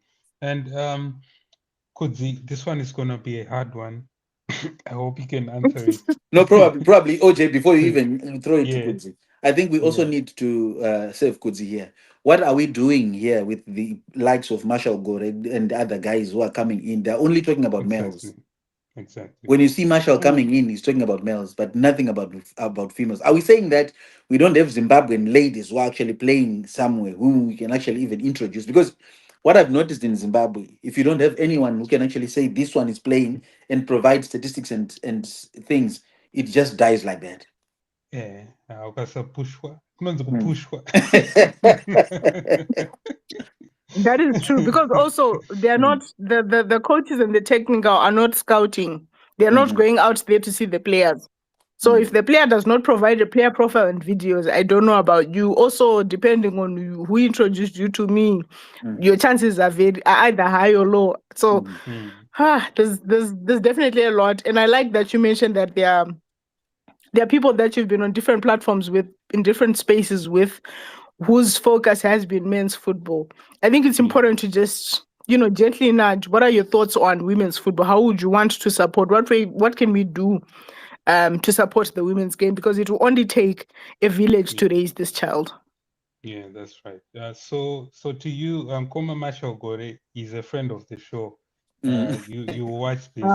Nice. We are calling you upon to come up and also support the women's game. I know you have got connections, and you'll be able to support the women's game.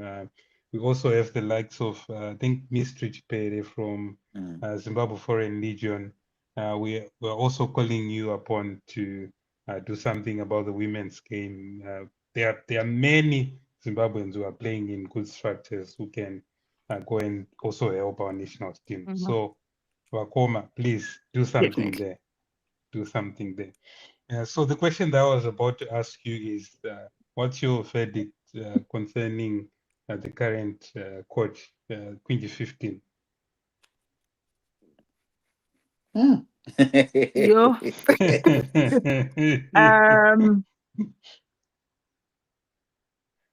Professionally speaking, I think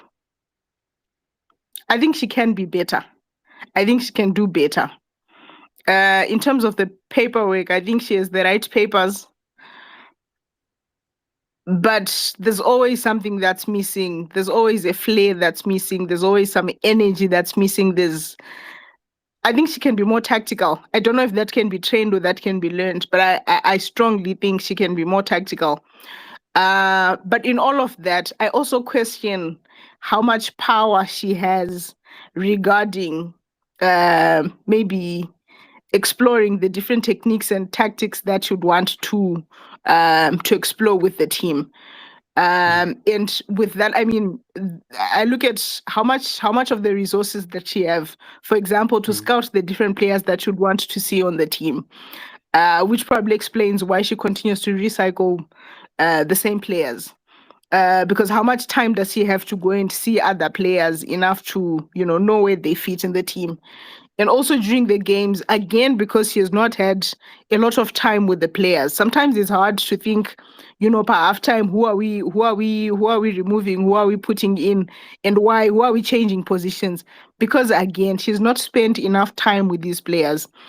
These players are simply coming because by the tournament, and that takes, a month or less for her to figure out what the team looks like, how the team can, achieve the best possible results.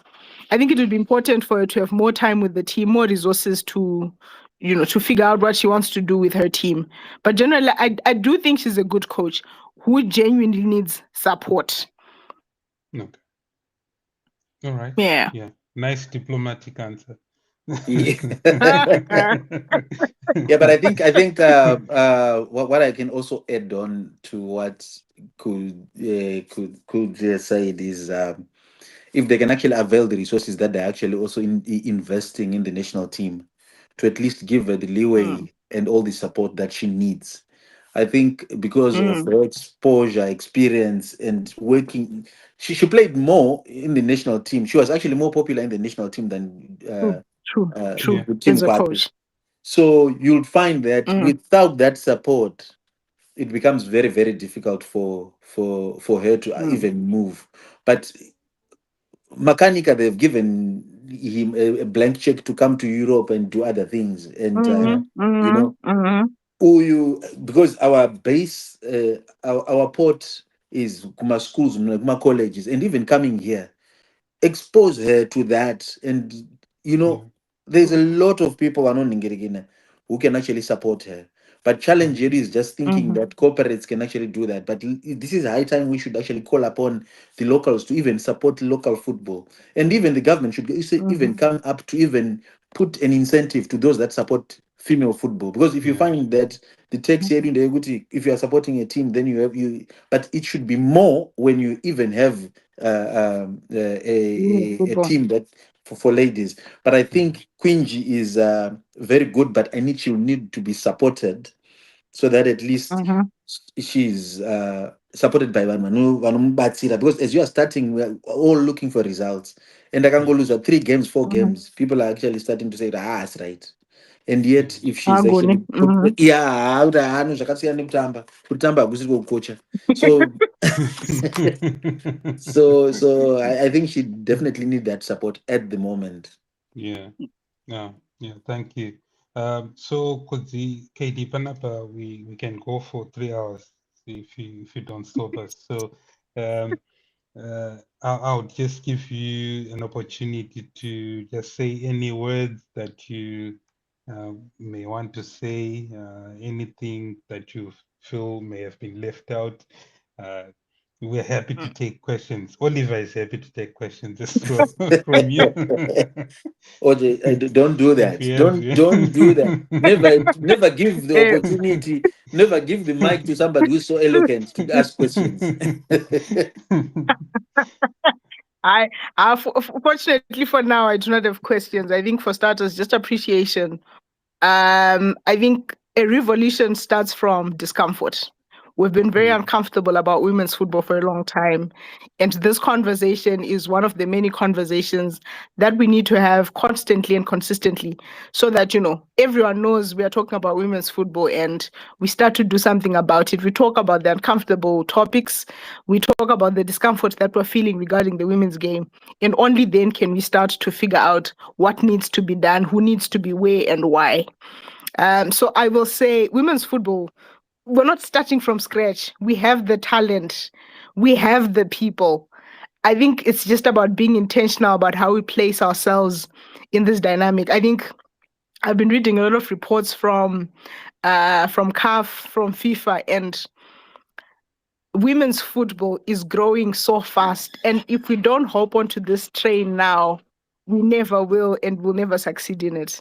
So the time is now to hop onto women's football. And I mean, this is not just to you guys, but this is to everyone who's listening.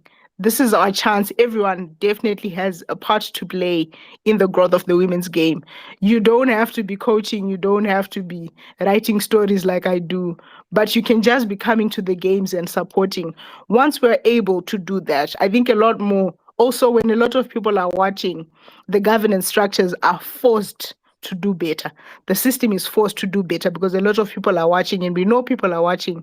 And also because, mm, I mean, obviously, we want sponsorship. So yeah, I think there's a lot, there's something for everyone to do to grow the women's game. And I mean, personally for me, this work is a lot bigger than football.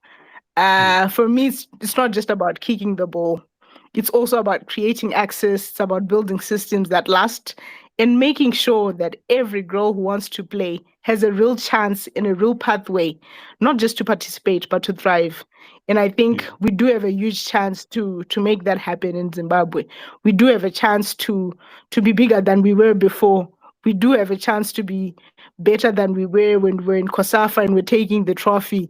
We have a chance to, do better in WAFCON. We have a chance to do better even in the Olympic Games. We have a chance to even participate in the World Cup. I think we just need to be intentional about what we do and how we do it, how we build the structures, how we invest in the game, and how we market the product that we have. Otherwise, that's it from me. I'm happy to be here, and thank you so much. Let's Thank not you. end here. Let's keep the conversations going. Thank you. Lastly, if I can also come in, OJ. Those who want to come to women football to donate pads, do it privately. Don't even come to talk about issues. You can't come and then start talking about issues of privacy. That's where issues of safeguarding comes in. You just can't come in and then take a photo without my consent. I'm giving someone a pad. If you don't have anything to give, it's better you become you don't appear. Or if you have got pads, go and donate silently, and then we mention your name rather than to take one and then say but they usually do that during the time of Udagu Voter kuti wapinde pazifa. That's very bad, and it's not even. Imagine somebody who has just come all the way from a professional league. Obands we are ndichikupa pad, and yet these are things. That's honestly, let's be very very serious. And also, I think I've noticed that we've got even powerful voices in media, but limited content about women. And I would like to urge, like, if you look at Yvonne is very powerful in terms of beaming out issues.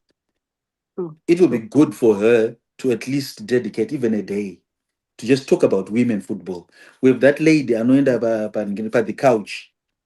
She talks about Veronica. She talks about so eloquent and everything. Bring also the ladies. Let's dedicate time, space, a day. We're talking about Dynamos and Capes United. Then to Vadaisa women's football, IPAP. Why is our betting house not even also putting in my bets in my female teams that are playing? You see, so it becomes very structural, and it also does not give meaning when the lady is actually excluded in this whole equation. Interesting thing related to that. Some of the most popular female footballers in Zimbabwe, there's that girl, Pregnant, and her friend, I'm not sure of her name. What they've done, those girls, should be also a model to other girls who are playing, to try and, because these days, social media also pushes interest. So it comes from the club. The club should be serious about social media. The players themselves should be serious about social media, using their real names, pushing football content. That also helps to raise the profile and also inspire the younger girls who are coming up. So it's a thing that also our girls can improve on as well. Because if you wait for the traditional media these days, the traditional media may be slow to catch up. But if you join up social media, then you have the likes of Kay Dee who are pushing. If the likes of Yvonne, as you said, Oliver, they join in. The likes of Veronica, they join in. There's Melody, I think. There is another likes of Chio. Yes, Melody, she's very serious as well about. There's another lady, but I'm forgetting her name, who's also that ecosystem, and it should just help each other push.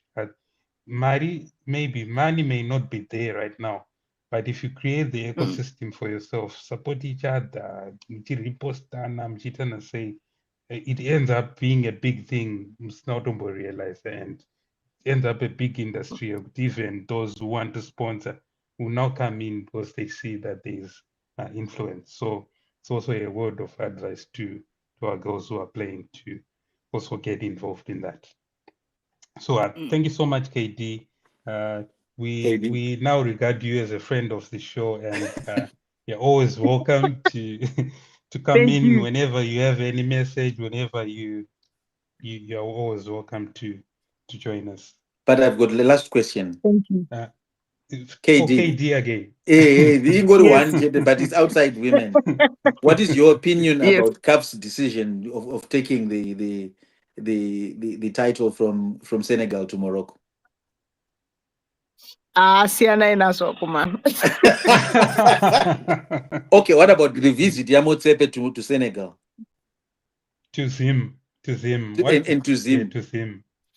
For me, it became very confusing after that visit. What is the intention? What is going on? Like he shouldn't even have to visit anyone at this time, especially when the situation is so precarious. Like, come on. I think Darren is a good guy, but I think he needed to really think about that. That move was not the best of moves. He should have just stayed in the shadows until this whole appeal, all of it is over. And I don't like how it reflects on African football. It seems to reinforce, the idea by other football pundits that football in Africa is just is not as important. It's not like it's trivial. We say it's child's play. So doing that, especially 90 days later, come on. That was a joke. I didn't want to use that word. So what did Motsepe say when he came, Oliver?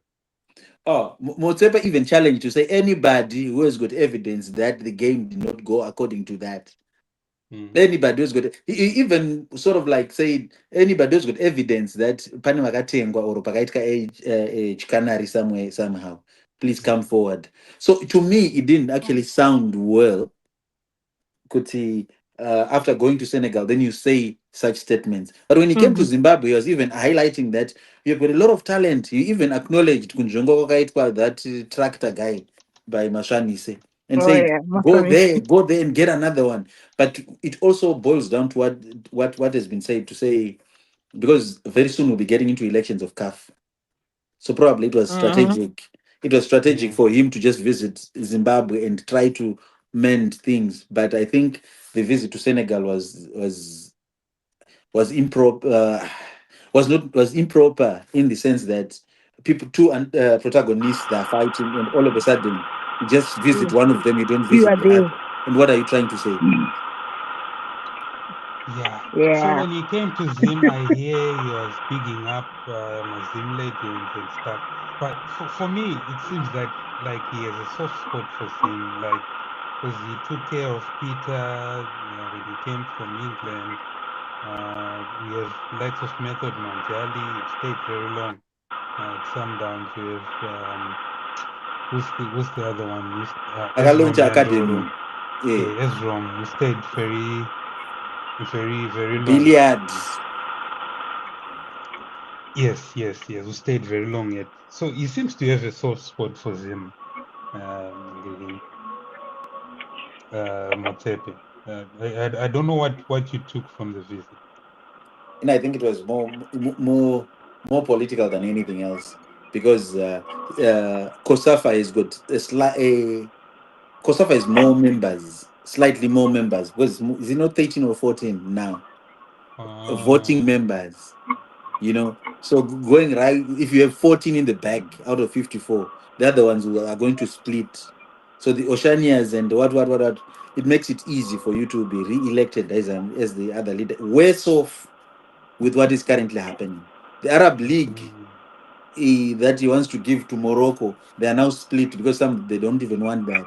So when it comes to election, if you know that you've got 14 or 15 countries that are going to support you, obviously, Remember the previous chairperson, president was from Madagascar, and Philip. Was it Madagascar? Where was he not that Cameroonian guy? I had to. No. I have to have Viscone, the Madagascar guy. Madagascar guy was Viscone because I remember very well. Philip was actually instrumental in taking out Ayat and putting that guy during that Madagascar. And that Madagascar guy, when he at the helm, Madagascar became very, very good in terms of soccer. When he was pushed out, Motsepe came in. Okay, yeah. So it was more of a PR visit, and I think the Unit Cup was announced a few weeks back. For me, Is it a FIFA window, that tournament, or it's something which happens after the season? Does that tournament contribute to rankings, like in terms of the time? Because I know the FIFA window should be in June, if I remember well. Yeah, it should be in June, but I'm actually because it's played in two legs. Yeah? Yeah, there are two games. Uh-huh, There's the semi-final where we'll face uh-huh, Nigeria, then Jamaica will face India. So there will be a third place between the losers and uh-huh. a final between the winners of the two games. I'm Kev, you can actually come in. Yeah, what's up, Ghana? Or again, we were just asking Kuti, the Unity Cup, ichatangwa ne Yeah. Zimbabwe, Jamaica, India, Nigeria. Mm. Nigeria. Y- Does it contribute to Yeah. FIFA rankings? Because I don't think it's within my FIFA windows. It seems like more like a post-season tournament. Um. What's the name? I'm not sure. I'm not sure because I know the normal fixture, the normal FIFA calendar. Yeah. Uh, Mm, yeah, my friendlies a FIFA calendar. They contribute to my rankings, but I'm not sure about this unless if because still is sanctioned anyway. It's sanctioned by FIFA anyway. Yeah. okay. Saka, I'll be lying. I can't really tell. That's something interesting that we probably need Yeah. to know because winning. Let's just say we win against Nigeria, yeah, Mm, and go on to say beat Jamaica or so. It will be a lot of points there. mm, If it was based on FIFA rankings, yeah. mm. Mm. So, Oliver, do you have something positive to say about Makwisi for hooking us up with this tournament? Mfeso wangu Magwizi, I like him so much, but sometimes I feel for him in some ways. But this, you remember there was a time when there was that scandal when we played some teams that were so dubious. Is it? Yeah, and El Salvador, we face. El Salvador, efike mafisa akangotorwa home game. I fear that such things might come up, but Magwizi is trying his level best to try to do the good things. But now the challenge that comes in is that from what I'm actually getting here, they're saying that it's not a FIFA recognized tournament, but the tournament for it to have more weight, it needs to have senior teams, and FIFA can actually then sanction it depending Mm, on whether it's on their calendar or not. And from the look of things, it's not on their calendar. It's just a tournament that has just come up. mm. But it's something So, which can give exposure to the players. which I And think is that's why I'm saying it's a monomutapa disguised as a national team, if you recall. yeah, I recall Yeah. that one. Kuti, it gives us the opportunity to parade the players that we have so that at least they have exposure to other teams here in the UK. But Magwize, by doing that, he has actually helped in a way.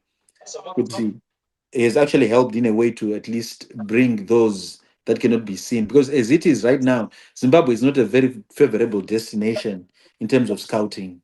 But by mm, having that tournament being played in the UK and playing with Nigeria as well, because a lot of scouts are going to come in to at least mm. want to check. But I don't know about India. If Zimbabwe played against India, we're going to know that we're going to into the finals.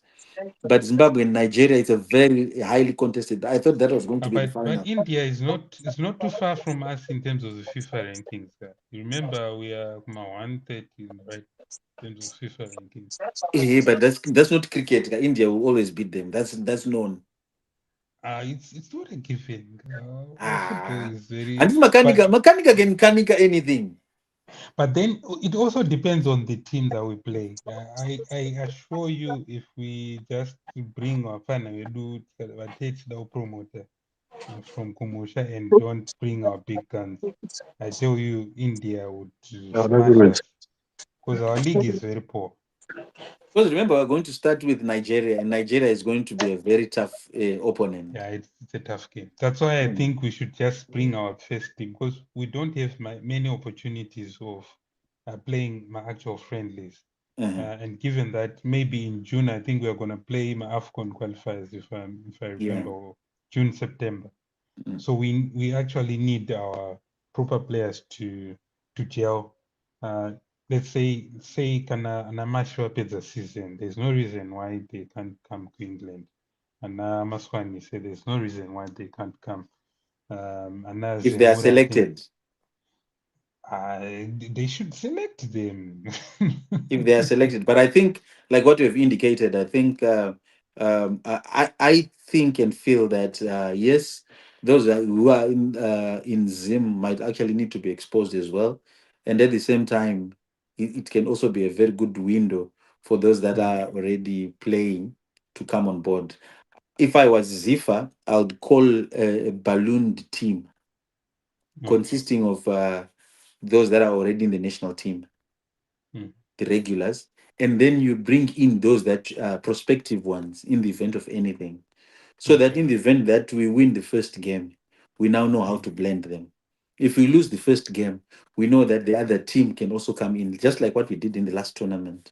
You see, even though but it actually gave people and time and other things to say, now we have these people who can actually come in. Okay. So there's been a hype about that boy Mongameli. There was hype after about 3 games in ZPSL, but after the tournament, we're just seeing Islanders hit my DVD, and is the boy still shining? It's not. Islanders are not scoring. Did the hype come from the Dynamo's game? Yeah, Akashina, and then is someone who still needs to grow or what? I think he's someone who needs to grow and to be managed very well, because you noticed after he was hyped by tournament five. Personally, I think after he was hyped by tournament five, you needed to sit down and then reflect on what you can actually do. But to go in and over Tanga Kunwadoro as if you have actually arrived, it's not. I think that's He was in the room. obviously we cannot at now Madoro, but that tells you, because the next game Racho he didn't perform the way he had actually done my qualifiers, so it says a lot. But I think with time, he's a very good player. With time, if complacency fail to creep in, he can be a very good player. But I trust at 24 is there still time to grow? Yeah, he still has time to grow. Needs to change.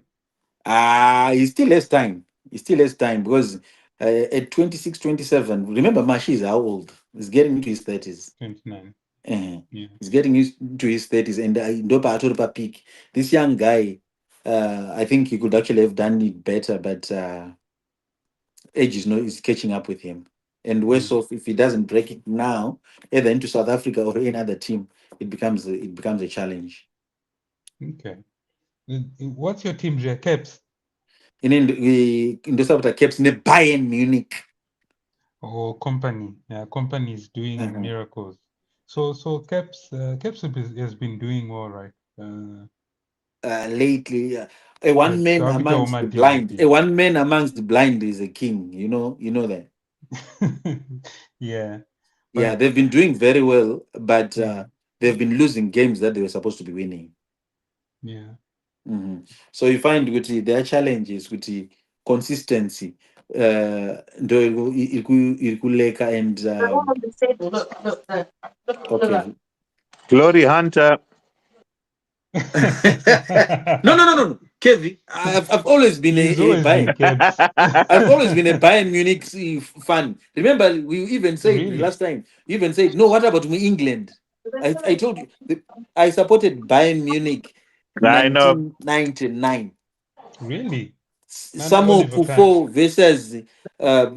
versus Joe Ashley Cole, and what he Agamaga Dwight York na Cole very true. Yeah.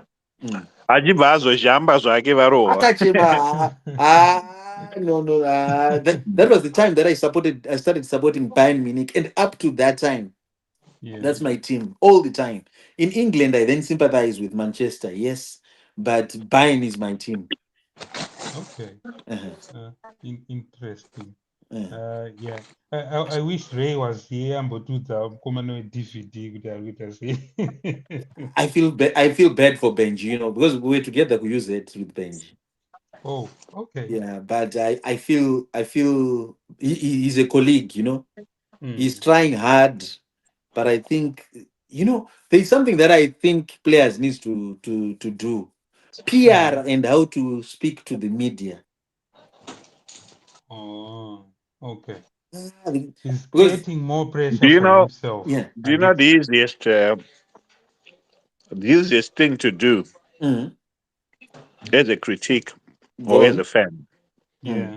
is when someone is not doing well, Mm. and then you say, "Oh, you know what? This man is failed." Yeah, Mm. Mm. because what it does now is, if he really fails, let's just say after 3 games or so, and you say, ask coach you, and did it, Mm. and then he fails after 7, 8, 10 games.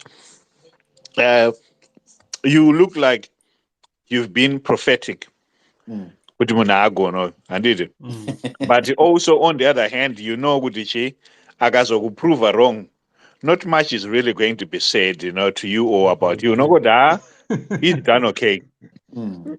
Because Gutizo, hapana anything chausha hold kwanacho against, simply because One wakaita holds write with off. your account. Saka I find kuti kazhinji kaina vanhu pavanoti uyu munhu ari rubbish, it's easy. That's an Mm. Mm. easy thing to do, kungoti munhu ari rubbish. But sometimes, yeah, we can't look at Hansi kana kuti toti Dynamos is done well in Yangerim same circumstances as Highlanders last year, because different things happen to different teams. And you know what? Munhu wese ari kutaura kuti Benji haasi coach.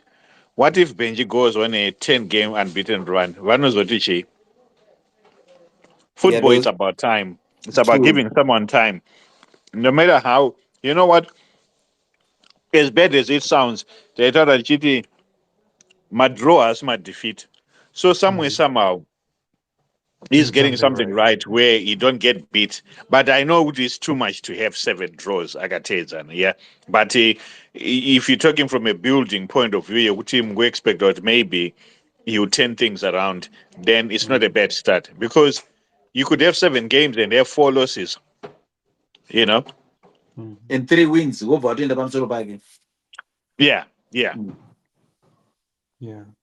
Yeah. It's interesting. I think he's facing Manica Diamonds, which is going to change to African Mineral Ventures. So It's tricky I again. think if he had faced them last week, Pawanga Chinetska and Nemari would have had a better chance of winning. Yeah. But unfortunately now the boys may be motivated. And I hear that African Mineral Ventures has moved their coach from the Division 1 team to the Manica Diamonds technical team to give support. So don't know what will Yeah, it's happen going to there. be a tricky one. And if he loses, and it has always been, Highlanders has always been a bogey side in the Manica, Manica and Diamonds. yeah. So I feel for Benji. You know, he should start Yeah, winning. At least if he just win one game, it will give him the confidence that he needs. we'll take All the he monkey needs off the now, back. yeah, because when he was actually talking to the media, you could actually see the frustration and the anger that he had to say, no, this guy, you know, because okay, I don't want to use what Kevin said. A bad carpenter will always blame their tools. Say, I don't, my tools, I'm going to ask you to machine. But when you now have good tools, you should actually bring us results. The result. You see, because people are now trying to move away from the coach to look for circumstances to say, I think he doesn't have players. And when you have players like Zuneto Arteta is what winner, people are going to ask questions.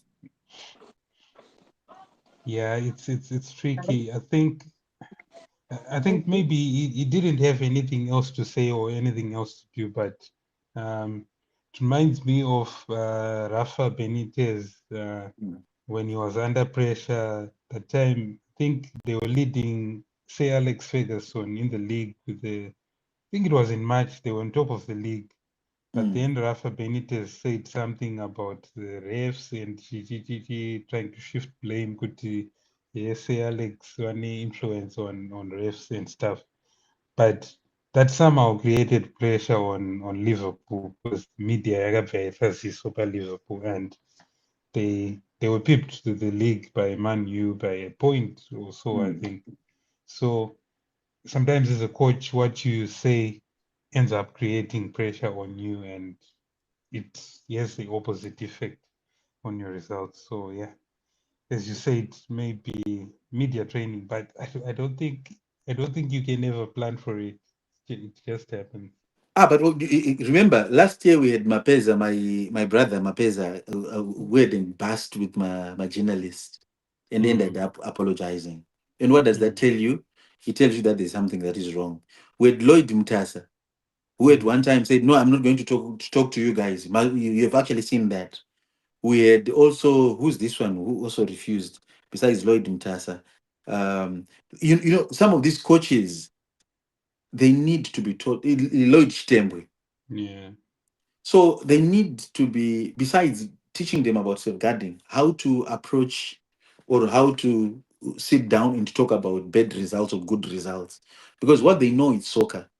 But the other things of how to communicate, it's something that they also need to be taught on so that it doesn't become worse. Because you find with the journalists, they'll even tell you bad things. They'll ask you useless questions and one important question in between. Yeah. You see, so that does not sit down well with some of them because you notice that Benji, when he started talking about it, he said he was very good, but then he said, "I'm not being supported. I'm not." He became emotional, and out of that, now people then say, "Okay, so that's what." Yeah. So I think that needs to be done. I think if PSL is listening, they might need to even take that seriously. Invest in media training. Yeah. Then I I think think that's the reason why here you have football players when they go. One of the things that they're taught, it's not just training for football. They're taught how to speak to the camera. They are told when to speak to the camera. And what happens as well is that they they always. That's why you see, especially with coaches or managers, they always have someone there from the PR team who's stood with them, just in case if certain things are being asked, that can cause issues, later on. They stop that question from being asked. Yeah, that's interesting. I think Dimbare and Scotland are meeting after the weekend. That will be an interesting game.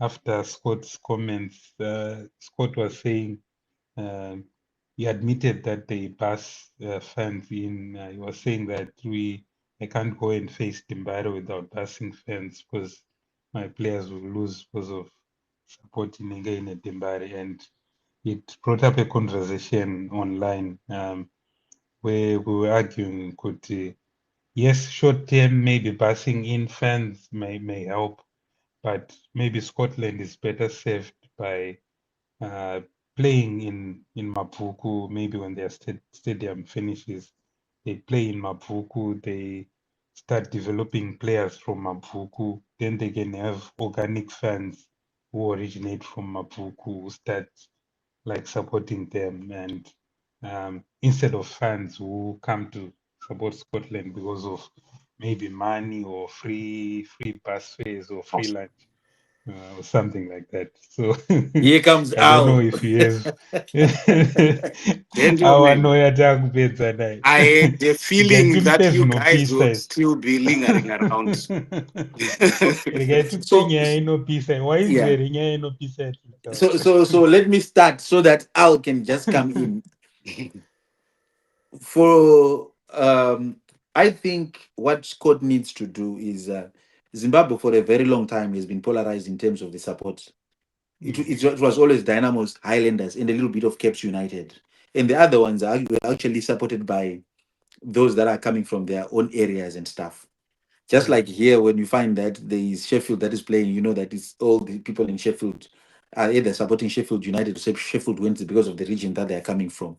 Yeah. So with Dynamo's Caps and which I think they also failed to do was to continue to recruit and revive their membership, so that at least they can just see factually the stats without even saying we are 7 million supporters. You see, So what because are you saying? Are you what saying I'm we are saying not is, 7 million? Scott, no, you are not 7 million, because that time that was the census was 7 million people. So all I'm saying is, yeah. So all I'm saying is, Scott now needs to have a recruitment, go into a recruitment drive to see genuine supporters, because I think and feel Scott he has got genuine supporters and some who even want to benefit from him. So let's just differentiate the two so that at least we know that genuine supporters are these ones. So how do we move from genuine supporters to go and capture those who are on the fence? I am a Scott. I come from Mavuko, and I would not have any problem turning from my Caps United to Scotland if I'm actually approached.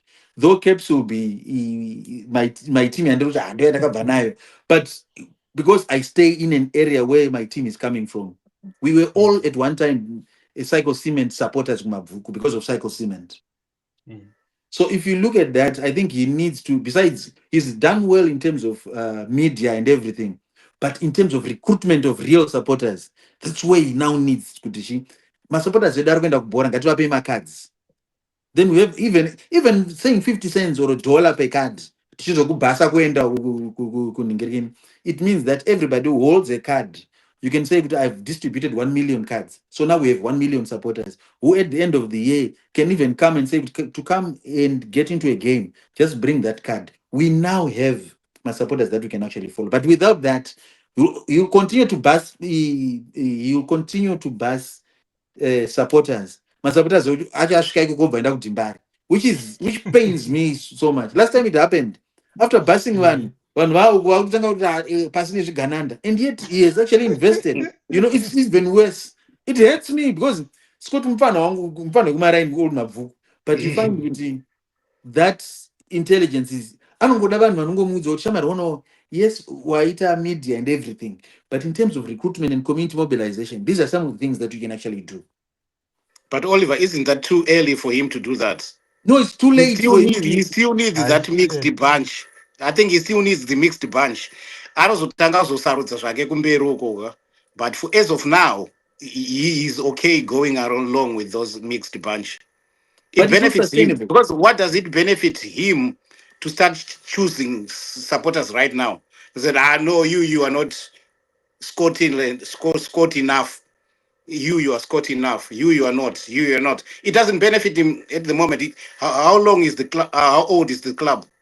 No, I'm not saying he should select, but I'm saying he needs to have a sustainable strategy that makes it easier for him to at least see genuine supporters and those that just wants to benefit for the sake of benefiting. So the time to do that is now, so that at least you go on. Because I tell you, if he starts doing that now, they'll forget about Dimbari, because pane vamwe hapana vatovadika vanotoona mastars avo arana billiard vemuscotland and everything. By the next 5 to 10 years, he'll become a very big force to reckon within Mabvuku, Rua, in that area. If he starts investing in that, the results might not be immediate, but it's a process that he can actually benefit from later on. Okay. Yeah. That's my thinking. Yeah, I do agree with you. I think I also agree with Al in some way. I think it's too early. Organic support is something that comes over time.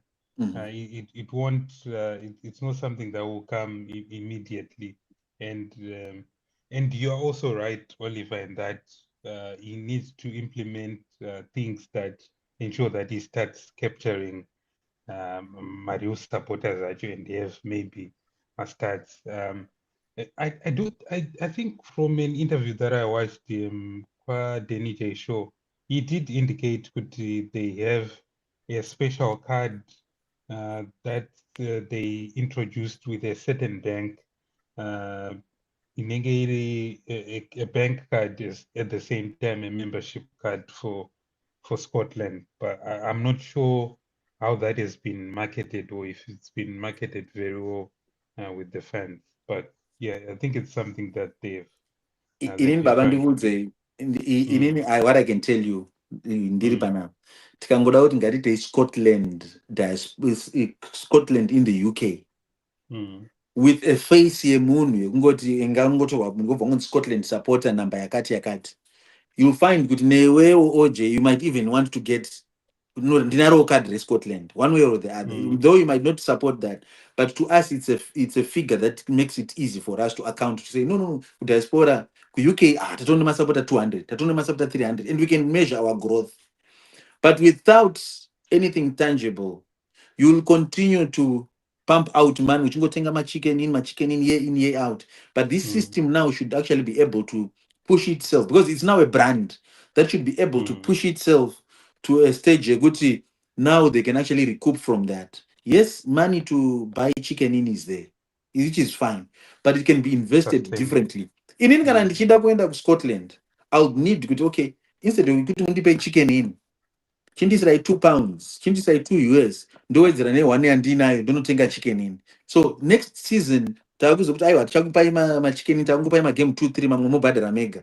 At least you are winning them out, so that at the end of the day they tend to love the club better than they love the other things. Because imagine ndikangoenda kuteam ndo vanangoti whoever is going to get a card achabva angopuwa ne-t-shirt yeScotland. You find ground rese rinoita Scotland. You know, you remind Oliver. Me. Yeah, go ahead. Listen, I think tese takamboraura handiti wambona kana uchiraura unosvika wonomwaya masese pauruda unoraura, but it attracts fish, but fish dzino-attract kwadzedze hadzisi necessarily the target that you are aiming for. Unenge wakaima for bigger fish. The bigger fish will come chasing after the smaller fish, and then you end up in the end catching the bigger fish. I think that is the stage that Scott is at the moment. He's casting masses on a attract whosoever will let him come. But nekufamba kwenguva tozoona kuti who is standing with us, who is not with us. Eventually, we will start seeing who are the paying customers. Vanhu vachatanga kubvunza makadhi kuti ko makadhi ko membership mudhara yakamira sei handiti ona, and unoona kuti magate takings enyu akaita sei. That will give you a number of vanhu vari kuita sei, vari kuenda kubhora, vari kuenda kunoona actually who are paying to go and watch you play. So yeah, go ahead. You know, related to that, I was seeing, if you've seen Marshall's page, Marshall Gore's page, I think he's been involved in the deal kit ne Dimbare, and I was asking him a question: are these jerseys going to be available worldwide, like on the website? Which also had me thinking about the Warriors jersey as well.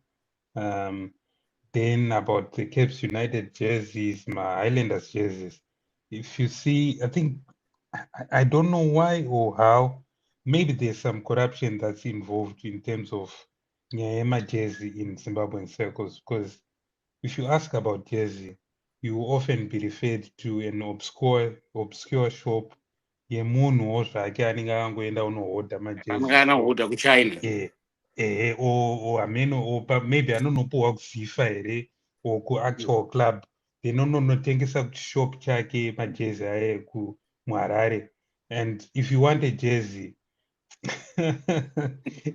vakutoratidza mutupo, and if you want a jersey you have to go on an WhatsApp yemunhu and then you start asking for a jersey chichi. But we are missing my commercial opportunities straight kubva kuzifa kwacho. You know, it's very easy for Zifa to just set up a website, voisa Shopify per website, pipe your connector, and anyone from anywhere in the world can just go and click over Tenka jersey, or deliver wherever they are. But izvozvi Dimbare jersey ndingada kutsvaga online nauri one, or there's one company that used to supply them majezi, ndoyega ine majezi, jezi rekuma 2014 uku ndora unowana reDimbare online. Caps United is the same. And Scotty is the same. Kwaunokwanisa kuwana jezi reScotland is that there's that super supporter wavo anonzani. I think he owns a shop. Rumkanganwa zita rake. Is that same guy anowanzofamba nemaWarriors so? Yeah. The same guy anenge anowana madhiri futi pamaWarriors Pride jersey. Is the same guy anga ane majezi wayo. So it seems like anenge angori magepe ekucreaterana mari, but no actual benefit goes to the club, and Because it isu damages the takatengeserwa commercial opportunity. uona isu takatotengeserwa mafake mabviravira ndatuma munhu kuti anonitengerera jezi havana Nike vane Adidas, but because of lack, I think Kev, because OJ, what you are saying, it makes a lot of sense. There is a missed opportunity in terms of revenue that can actually come out of that, which I think Zifa and other teams, if people are buying things, but Temu, you get the point. Temu of all the places. What stops all our teams to even put all those things at Temu? Then when people start buying, then we can be accountable in terms of our numbers. Here we want jerseys, but we cannot find them. But if I want jerseys, my Springboks, I can go on to Vanadon and get it, and it's delivered. Mangwana chair is delivered. But what is happening with our Caps? What is happening with our Dynamos? What is happening with Scotland and our Zifa? A lot. They introduced the new jersey, then confined it to themselves. You know, I wanted to comment on the Zongo Gono about when you're talking about the fans and roping in funds to be real funds and rather than plastic funds, yeah. And I think Scott is done okay. You know what? He's tried to change things, in regards to how a club is run and all that. But unfortunately, the model at the moment, is still along the lines of Blackpool. Yeah, it's still along the lines of that Blackpool. But Blackpool and who else came in Motor Action at that time?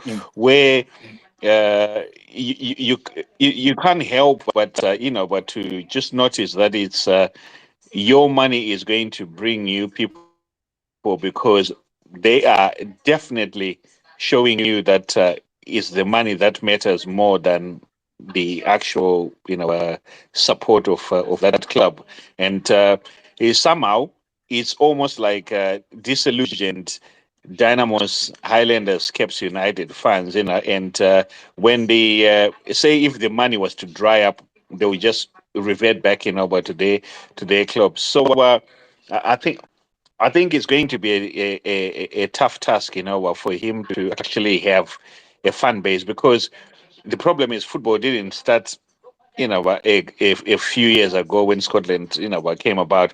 So it's either you're a football fan or you're not. If you're a football fan, you already had a club that you supported. Yeah. So so that means if you end up supporting Scotland, you surely can just shift to another team again. And Scotland, for at the moment, it has all the riches that people would need or need to be associated with. But whether that will continue, it will be interesting. The thing, though, which is different, is this guy seems like he's got serious money, so you might tap it. He might change the culture. Yeah, having money without strategy is one thing. Because right now he has money and has managed to bring in a lot of people at the same time. But it's the management of that so that at least it becomes a very strong team. Yes, his ambition is to conquer Africa, which is very good. But when you conquer Africa without structures, without a defined set of community that you come from, it becomes a challenge. Kev, you remember very well, Kuchegutu, everybody are in Chegutu Pirates ichitamba. That whole stadium it's Chegutu completely. Ukaenda ukadoma waitozwa kuti Luru Rovers hakuna zvamunotoita. It was a community team. He's trying to do that. And maitoti muchisvika kuchegutu chero mukada kuita sei vanhu vanenge vachilidza ngoma vachidiva and they will actually do otherwise. So like what you have said, OJ, having a stadium in Mavuku, which is actually building, which is a very, very good thing, would actually be a very good hunting ground. Then Yeah. that also would need to be He seems complemented. like he knows what he's doing. Yeah. And I think that would need to be complemented now by the junior football structures. Because, for example, if he has an academy and there's a young boy who's only 9 years at Kumapuku, joins the academy structures, the Scotland. That boy goes on to under 14, under 15s, under 16s, under 18s, Arimoma Scotland structures and it. By the time Yano Zopinda senior team, the people of Mavuku may actually grow an affinity with the club because of Vana local who are also playing for Scotland. I think that was the thing with Dimbare when Dimbare started. They were grooming Vana Mbare and then they will go on to play for the senior team at Dimbare. That would naturally grow and connect fan base in no related to the players. They would then add like the top players who are also sign up from other cities or other suburbs, other townships, but they are based in again some boys from Bari and Ingwajinza and Oma Mbare boys. So Yeah, that would help. he has an academy that feeds into him. But probably what we don't know, because Baba Gari Brenner has got an academy. Yeah. Remember, there was an academy that was actually formed between Baba Gari and Moses Chunga that was actually Yes. feeding into Scotland. Then we've got Masunda. He was also feeding into Scotland to make sure Jakadi. And like what you have indicated, he has managed also to bring in a lot of local young guys or people who have played with Badra and then Lincoln Yeah, Jasia. yeah. We're going to see. Chiro zvakanga kupera zvake but akangouya akatsvagirwawo a place to stay. Yeah. Then we also have King Nadolo, who's also there. We also have the other team that is actually he was supporting last year, Mombe Aora, Which is now Hunters. which is a feeder to that, but Mombe Aora, which is also a feeder to Scotland. So in a way, honestly speaking, he's trying. Yeah. I wish if we had at least 10 people who have got that vision. Rakaita serake neuyo kuvaka stadium and Farai Jere. Ndara Marriott it's something else. I hope Madimbara and Magi, but Ndara Marriott is actually, I need dream Dimbare, but Marriott, no. How Urim Islanders? Yeah, affiliation yeIslanders but team yangu Moors paikauya kuCity ndakakuudzai kuti ndokwandakuenda. So you are really Islanders support. Yeah, Islanders. Ray ndiye wechipangano kamwe. Wange. Yeah, that's interesting. How do you want Kakuya uchine nyaya here yauda kutudzana? Not much. Mbondita brief kuti zvanzi china nasisi Kudzi. Na Kay Dee. You missed, Shamari. You missed. A lot, I think if we can have, I think of all the panelists that we have had, if I was to rank, in fact, it becomes very difficult for me to rank. She has been very, very. In fact, all my panelists said have been very nice. Because Chi was nice. Kudzi was nice as well. Then you look at is that Obey? I liked Obey. Obey is very. Wakasvika uchimucheka kaObey. But akazopinda uchided. Ayo angataura aucheke Scotland. Aucheke Scotland. Isire mabhiravira. Tinosabda caps but isire mabhiravira. Tiri kumabvuku. Saka ausviki uchiti mapesa ako unozoti chii chiri kuitika wambotanga wadaro but he was a very good. It was a very good discussion. I'll go back and watch it. Yeah, go back and watch it. You'll be pleasantly surprised. Yeah. I think she'll be back. Definitely, she has to come. But then Marino as well. Marino akazongeta challenge yekuti tandiri tournament. Saka tandiri tournament and tandine mfana wake aitamba. Navaya. Navaya. And Anavaya Mpano zvinenge zvikurema. performa ball, so yes. It was a Saka hard game. Navaya anga asina kuita a good game before, you know. Yeah. Saka mungataure zvakawanda zvataida kutaura about Navaya takazongozviruma. We were not raw as we usually are. But yeah, it was a good one Takazongotsenga as well. mukano. Yeah, takazongotsenga mukano. But Bernardo Silva is going. Who, Bernardo? Hey, I saw that today. That Yeah, Bernardo where is he going? leaving. I'm not sure where exactly he's going, but he's leaving definitely. Okay. But he has he's served the been a club servant. faithfully. Yeah, he's been a servant. I think he's been up excellent. there with one of the top players that have played for that club. It will be an honor if he goes with the league. With the trophy, guy. Yeah. It's now highly likely that they will. Because it's No, vari weekend. Arsenal yakutanga kugabha No. Arsenal this weekend they are going to win. This weekend. Garapasi. Honestly, this weekend they are going to win. We'll come back again. Arsenal will win. What is making you make that prediction? Where are you coming from? Do you know what? Wait. Arsenal, this game is a do or die. Yes. So both teams will win. The worst that can actually happen is a draw, but Man City will not win. So it's not a do or die for Man City. Yeah? It's not a do or die for Man City. Man City is this game is 50-50 both ways. No. Man City is all in. Yeah. Arsenal, a draw is good enough. No, not necessarily. There's 6 games to play. No. Do you think they are going to lose? What guarantee they were beaten by Bournemouth? What guarantee that they will beat Brighton? Last season, which team was not beaten by Bournemouth? They were beaten by West Ham. Last season, big teams. They were beaten by West Ham. They are still going to play West Ham again. What guarantee do you have that the West Ham is not going to beat them? The game is going to be played. I would want Man City to win. My son supports Man City, but this game is going to be different. Arsenal will win. I don't think so. I think Arteta is crumbling under pressure. They don't have anything to lose, Arsenal, because they are the underdogs. They do. They're the underdogs right now. They have the league to lose. What do you mean they don't? No. They are the underdogs.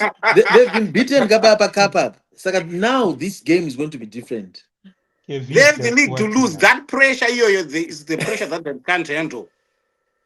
Kev, what's your opinion? Obviously, you're saying Arsenal is going to lose.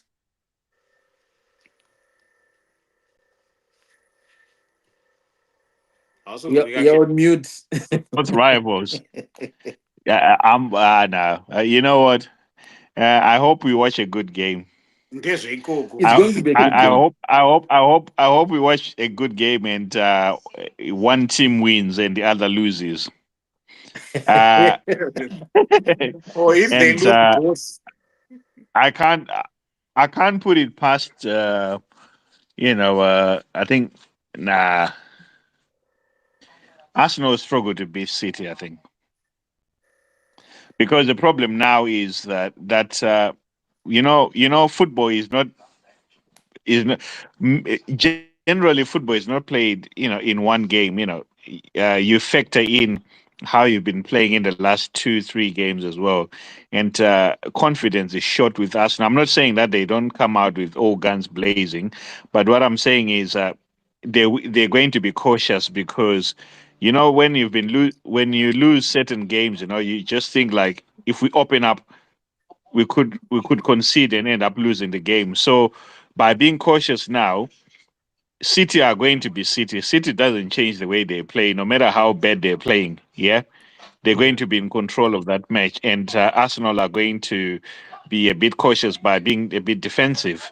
And I just think the quality that City has at the moment with how Czech is playing and Bernardo, just being Bernardo, and you got Semenyo there, Haaland, obviously. I think it could be a bit, tight or tough for Arsenal. But that game can bring a draw as well because remember, City as well has struggled sometimes as well against Arsenal. So yeah, I'm sure it will be a good game. The only thing is, you know what? In a more ideal, in a more ideal world, I would like Arsenal to. I would like City not to win on the basis that they've just won too much, and sometimes you just want someone else to win it. But it's the team that they're competing against. Too much noise. Too much Ah, noise. oh, oh, And Yeah, if they win, oh my God, I think a lot of us we're going to have to, mute to probably begin move to other countries or other with. cities, really, You because see, it's going to be a nightmare. You see, I wouldn't but mind. in an Go ahead. ideal basis, you want a team that's not been winning to win. But yeah, Arsenal are an exception. Their fans, they are ridiculous. I would rather City lose the league title to Arsenal as long as Arsenal does not win a Champions League. Ooh. Champions League. Because once they win Even Champions League, Champions. No, no, no, no. Champions League, forget. Arsenal Champions League, forget. wait, you say forget? One way. Oh, They are unbeaten so far. which of the Champions three League, that teams that are competition. in the semi-finals do you think will actually lose to Arsenal? You're on mute, Kevin. I would rather Arsenal win Champions League than the Premier League. I know. Simply Champions because you League. know what? No. They should not win the Champions League. No. Champions League is the only thing Huh? that we hold Yeah, against that's them. the only thing we have to beat Wakadangotara, we them. just tell them to shut up. Yeah. You've never won the Champions League. Huh? Champions League League. 13, they've got 13 league titles. It's nothing to them. Yeah. Okay. Champions League. I get Champions it. League, the Yeah. final is being played between PSG and Bayern. That's the final. The other one, the Arsenal are Rana Barca, because any team that wins between these two is going to take the Champions League. Yeah, PSG is just too good, guys. PSG. But But it will. you see, Zvandakaona against Bayern against Real Madrid, I was worried a little bit because the way they let Madrid come into the game, Bayern, ikaita izvozvo against any other team, inogona kunoka out. No, Baba Sunday, no, But Sunday, Rio Oliso has a very Magamone. good attack. Yeah? Rio attack here, it's very impossible to close them completely. Yeah. Yeah, you can shut them out like they did in the first game, and Goisa one only. Bayern goes at 2. I'm talking about Real Madrid. He said you cannot keep out attack here in Real Madrid, and I said Real Madrid, you can keep. they were limited to Mbappe, one goal. But they created first so leg. many chances. You see, the other thing, ndechekuti dai Courtois anga arimo mugame Real Madrid, Bayern ingadai yakabuda. Unoziva? Ndaratari nezvemadai isusu tingataura Aiwa, nezvakaitaura taura nezvemadai. reality. Handitotaura zvichaitika. We are talking hypotheticals zvisati zvaitika. Wangu. Zvekuti hanzi Pana Olisa akaisa chigunwe. haisati yazviita. Tirikutaura zvayakaita so far. Chigunwe chakaiswa pekupedzira vakutamba nevanhu 10 ka. Whatever. But vanga vato 3-3 ka, it was a winning goal. Kwanga single team yairohwa iyeyo.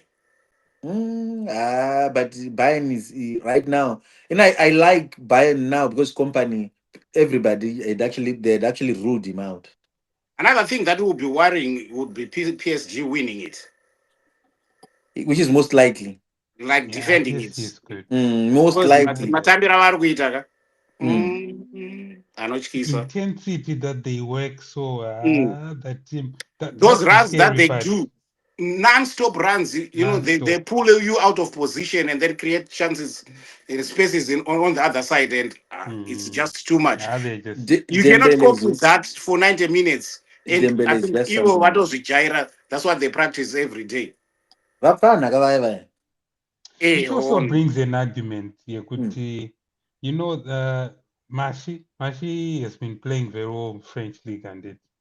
So I think the Wolves pages have been posting his performance by my pages now. But the Wolves fans are now coming with it. Yeah, it's a farmers league, it's a farmers league. But how can it be a farmers league when PSG, which is competing in the French league, is coming and dominating everyone like that? Exactly. And I think Enrique made a similar point, or it was just someone making a meme or something. But he made that point. Okay, can a farmers league you pay for my so I think it was after beating Liverpool. If farmers league you Liverpool saga, what does that make the Premier League? Exactly.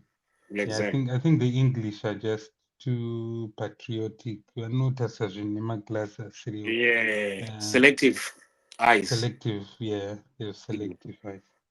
Yeah. Anyway, Yeah, you look guys. at the players, they talk about who Wolves, they are doing slightly better besides Mfano Edu. Because Mashi has been scoring, the other guy has been scoring at will. Only challenge is between. Chirewa, does he need to leave England?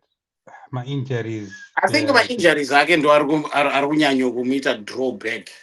And then I don't know how do you get to the bottom of those injuries? What is causing them really? Because once he gets past those injuries, there's a good player in him. Yeah, there is, but yes, he just can't be. He just can't get into games because of those injuries. And Ray aka oppose pandakambotaura nyaya, but I think he could be better served akaenda kunana Holland or Belgium for a year, and then or Farmers League. Probably maybe a change of environment can help him. Yeah. Baba, do you recall the Zemura Kaita saying? He's now playing very well in Italy. Italy, yeah. So I think sometimes even Mashani say from Leicester now our side do, but he's most likely to come back again. Consistently. I tried to go to a higher club. Which is another thing that I was thinking. Sometimes you just need to go and play. Doesn't matter where you go. You just need to go and play and rejuvenate yourself. And then, you get to look at whoever thought Lookman will have a career that he's having now. Yeah. He was rubbish in EPL. Yeah. And then Abuda. And then he went to Atlanta and he did well at Atlanta. All of a sudden, everyone is rating him. Look at him now, Atletico, semi-final Champions League, yeah. And did you even see the comment from his coach here? And he said, "We've never had a player like this." He said he's a different player to what we've ever had at Atletico. I think he's right. He's right. Because the type of players sign one athletic or they have a certain structure or stamina, certain stature. And then Avana Mbobira player angari good with his feet, just like dribbling and like that is Ragaita Lookman. One player grafters, Kiko. Koke.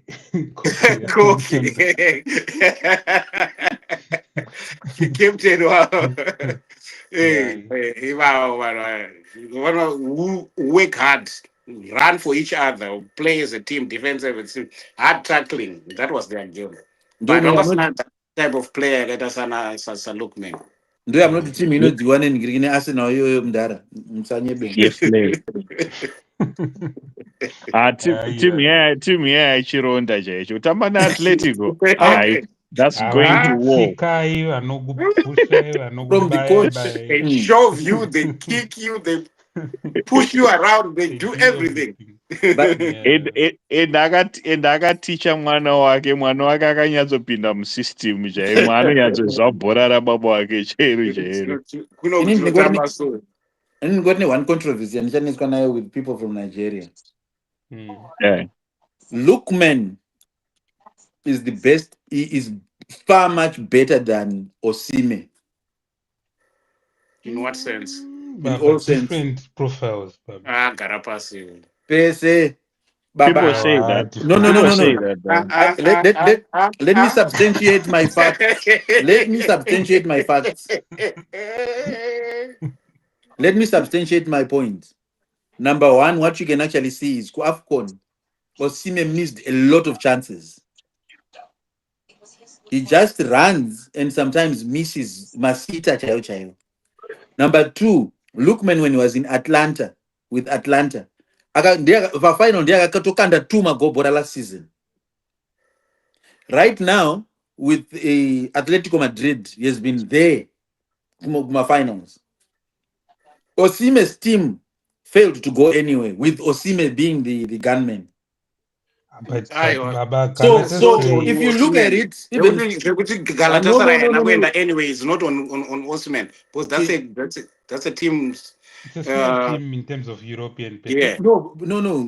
You guys. You carry some players are around Osman, Aiwa. Nema players are around Lookman. What are they the same level? No, it's not only around him. Last season, he was in Atlanta, and he did the same.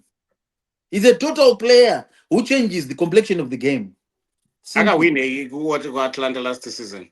Aka win the champion, European champion, You something. Serious, because they won 2-1 in the final. I bet that game £50 can win a 200, can win a 500 something. That's what I know. I think. Hey, Europa. He's a European champion. I bet that game it was playing against another team, then they were underdogs and he scored 2. Nini Cup winners cup as number Siana.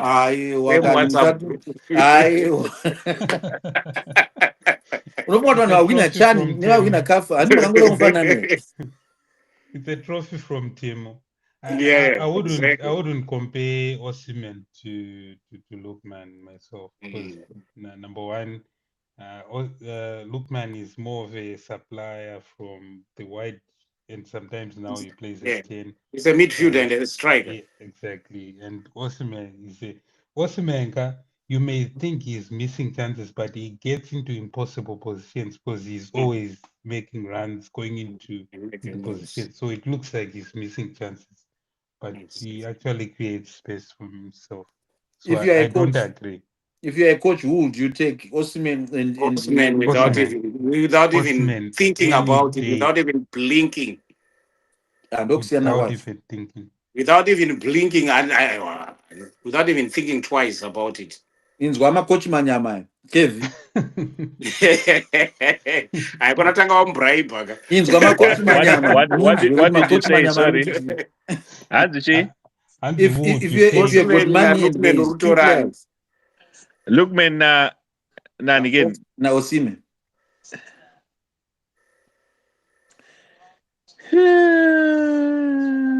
Party tight. What I would say is, if I'm being honest, I think Lookman is a better player than Osimhen, but I can find another Lookman, but will struggle to get an Osimhen. Does it make sense? If I want a player of Osimhen, of Lookman's profile, I can easily get a player of that profile than get a player of Osimhen's profile. Mm-hmm. So if you compare player for player between the two, Lookman naturally is more talented than Osimhen. But you're going to struggle to find someone like Osimhen. So we can put it in the same context to say as with Man City, yeah. If you're looking for natural talent between Czechia and, if you say Czechia and Haaland, yeah, you're going to struggle. Czechia is obviously way talented than Haaland, but you're going to struggle to find someone like Haaland. But you can find someone who's like Czechia. That's the exact comparison. Exactly. So I'll have Haaland because of that. I'll have Osimhen because of that. Exactly. Well said, coach. Argument off. Koma muchitanzi Guys, ndatanga kundamubhiga bhiga kuita sei. Wangoda kubribe. Aiwa, agotaura mangorohwa nesemantidza, mangorohwa nesemantidza Imanamurwira pamatisi. mimi mname nayo Ndoti ini ndati. vanhu vekumabvuku majaira kushandisa But mari gono takutaura tichitaura zvebhora pasinomboti favoritism yamaplayers kana kuti chii. Mastrike anenge ana Osimhen ana Haaland, it's a rare breed now. Very true. Yeah, it's a rare breed. But vamwe ava veskiri ava unogona kuvawana, but vasina chi vasingazonyatso pitsa chaizvo, but they're very good, like very beautiful players to watch. That's in that very way. true. That's very Yeah. true. So, anyone can be like Ronaldo, but very few can be like Messi. Yeah. That's the thing. That's exactly like what we're saying.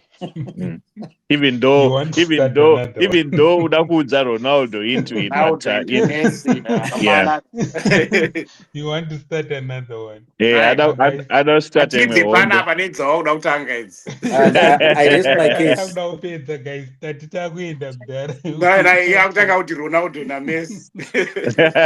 Aiwa, inini ndakabuda udhara handichaita discussion yaRonaldo naMessi. I think it got to a point where it just became boring.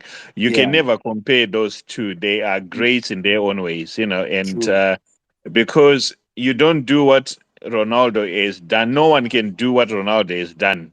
Yeah. And that's him unique in his own ways. And no one can do what Messi has done because he's unique in his own ways. Saka issue yavo vari tuga, it's always going to come down to who likes who. People you find with a lot anti-Man U, anti-Real Madrid players, regardless, they'll always go for Messi. Anti-Barcelona, fans will always go for Ronaldo. You see, and now as well, Ronaldo, I know judge as well with things outside football because arrogance and all that. So some of the things, it's nothing to do with football. It's just venga munu and mungonza ane a good character. But if you actually look deep into it, Messi is very arrogant. Exactly, thank you. Messi is very arrogant, and Messi actually worse in the sense that he's not even accommodating people. He's ukaona pese pana Messi whether kufamba crowd kana achifamba muroad kana ari ground or wherever, he doesn't want to engage with anyone. Yeah. So now at least you see Ronaldo achienda achimbonosiyana. So I'm not trying to support Ronaldo over that because ane arrogance dzake, but my point ndeyekuti people choose to ignore what Messi does, but I've seen on far too many occasions where I'm thinking Messi is just being disrespectful even to fellow professionals. Yeah. Akapa debe jezi. I ori hopeless my example no here now. See you guys. Just right. So we're done, yeah? Yeah, we're done. Yeah, we're done. All right. Thank you so much everyone for joining us. So who's our next guest next? Please Kevin. share the link and guest gatimbonyatsofunga timbonyatsotsvaga mumwe ano anyatsotigejike. I was thinking, guys,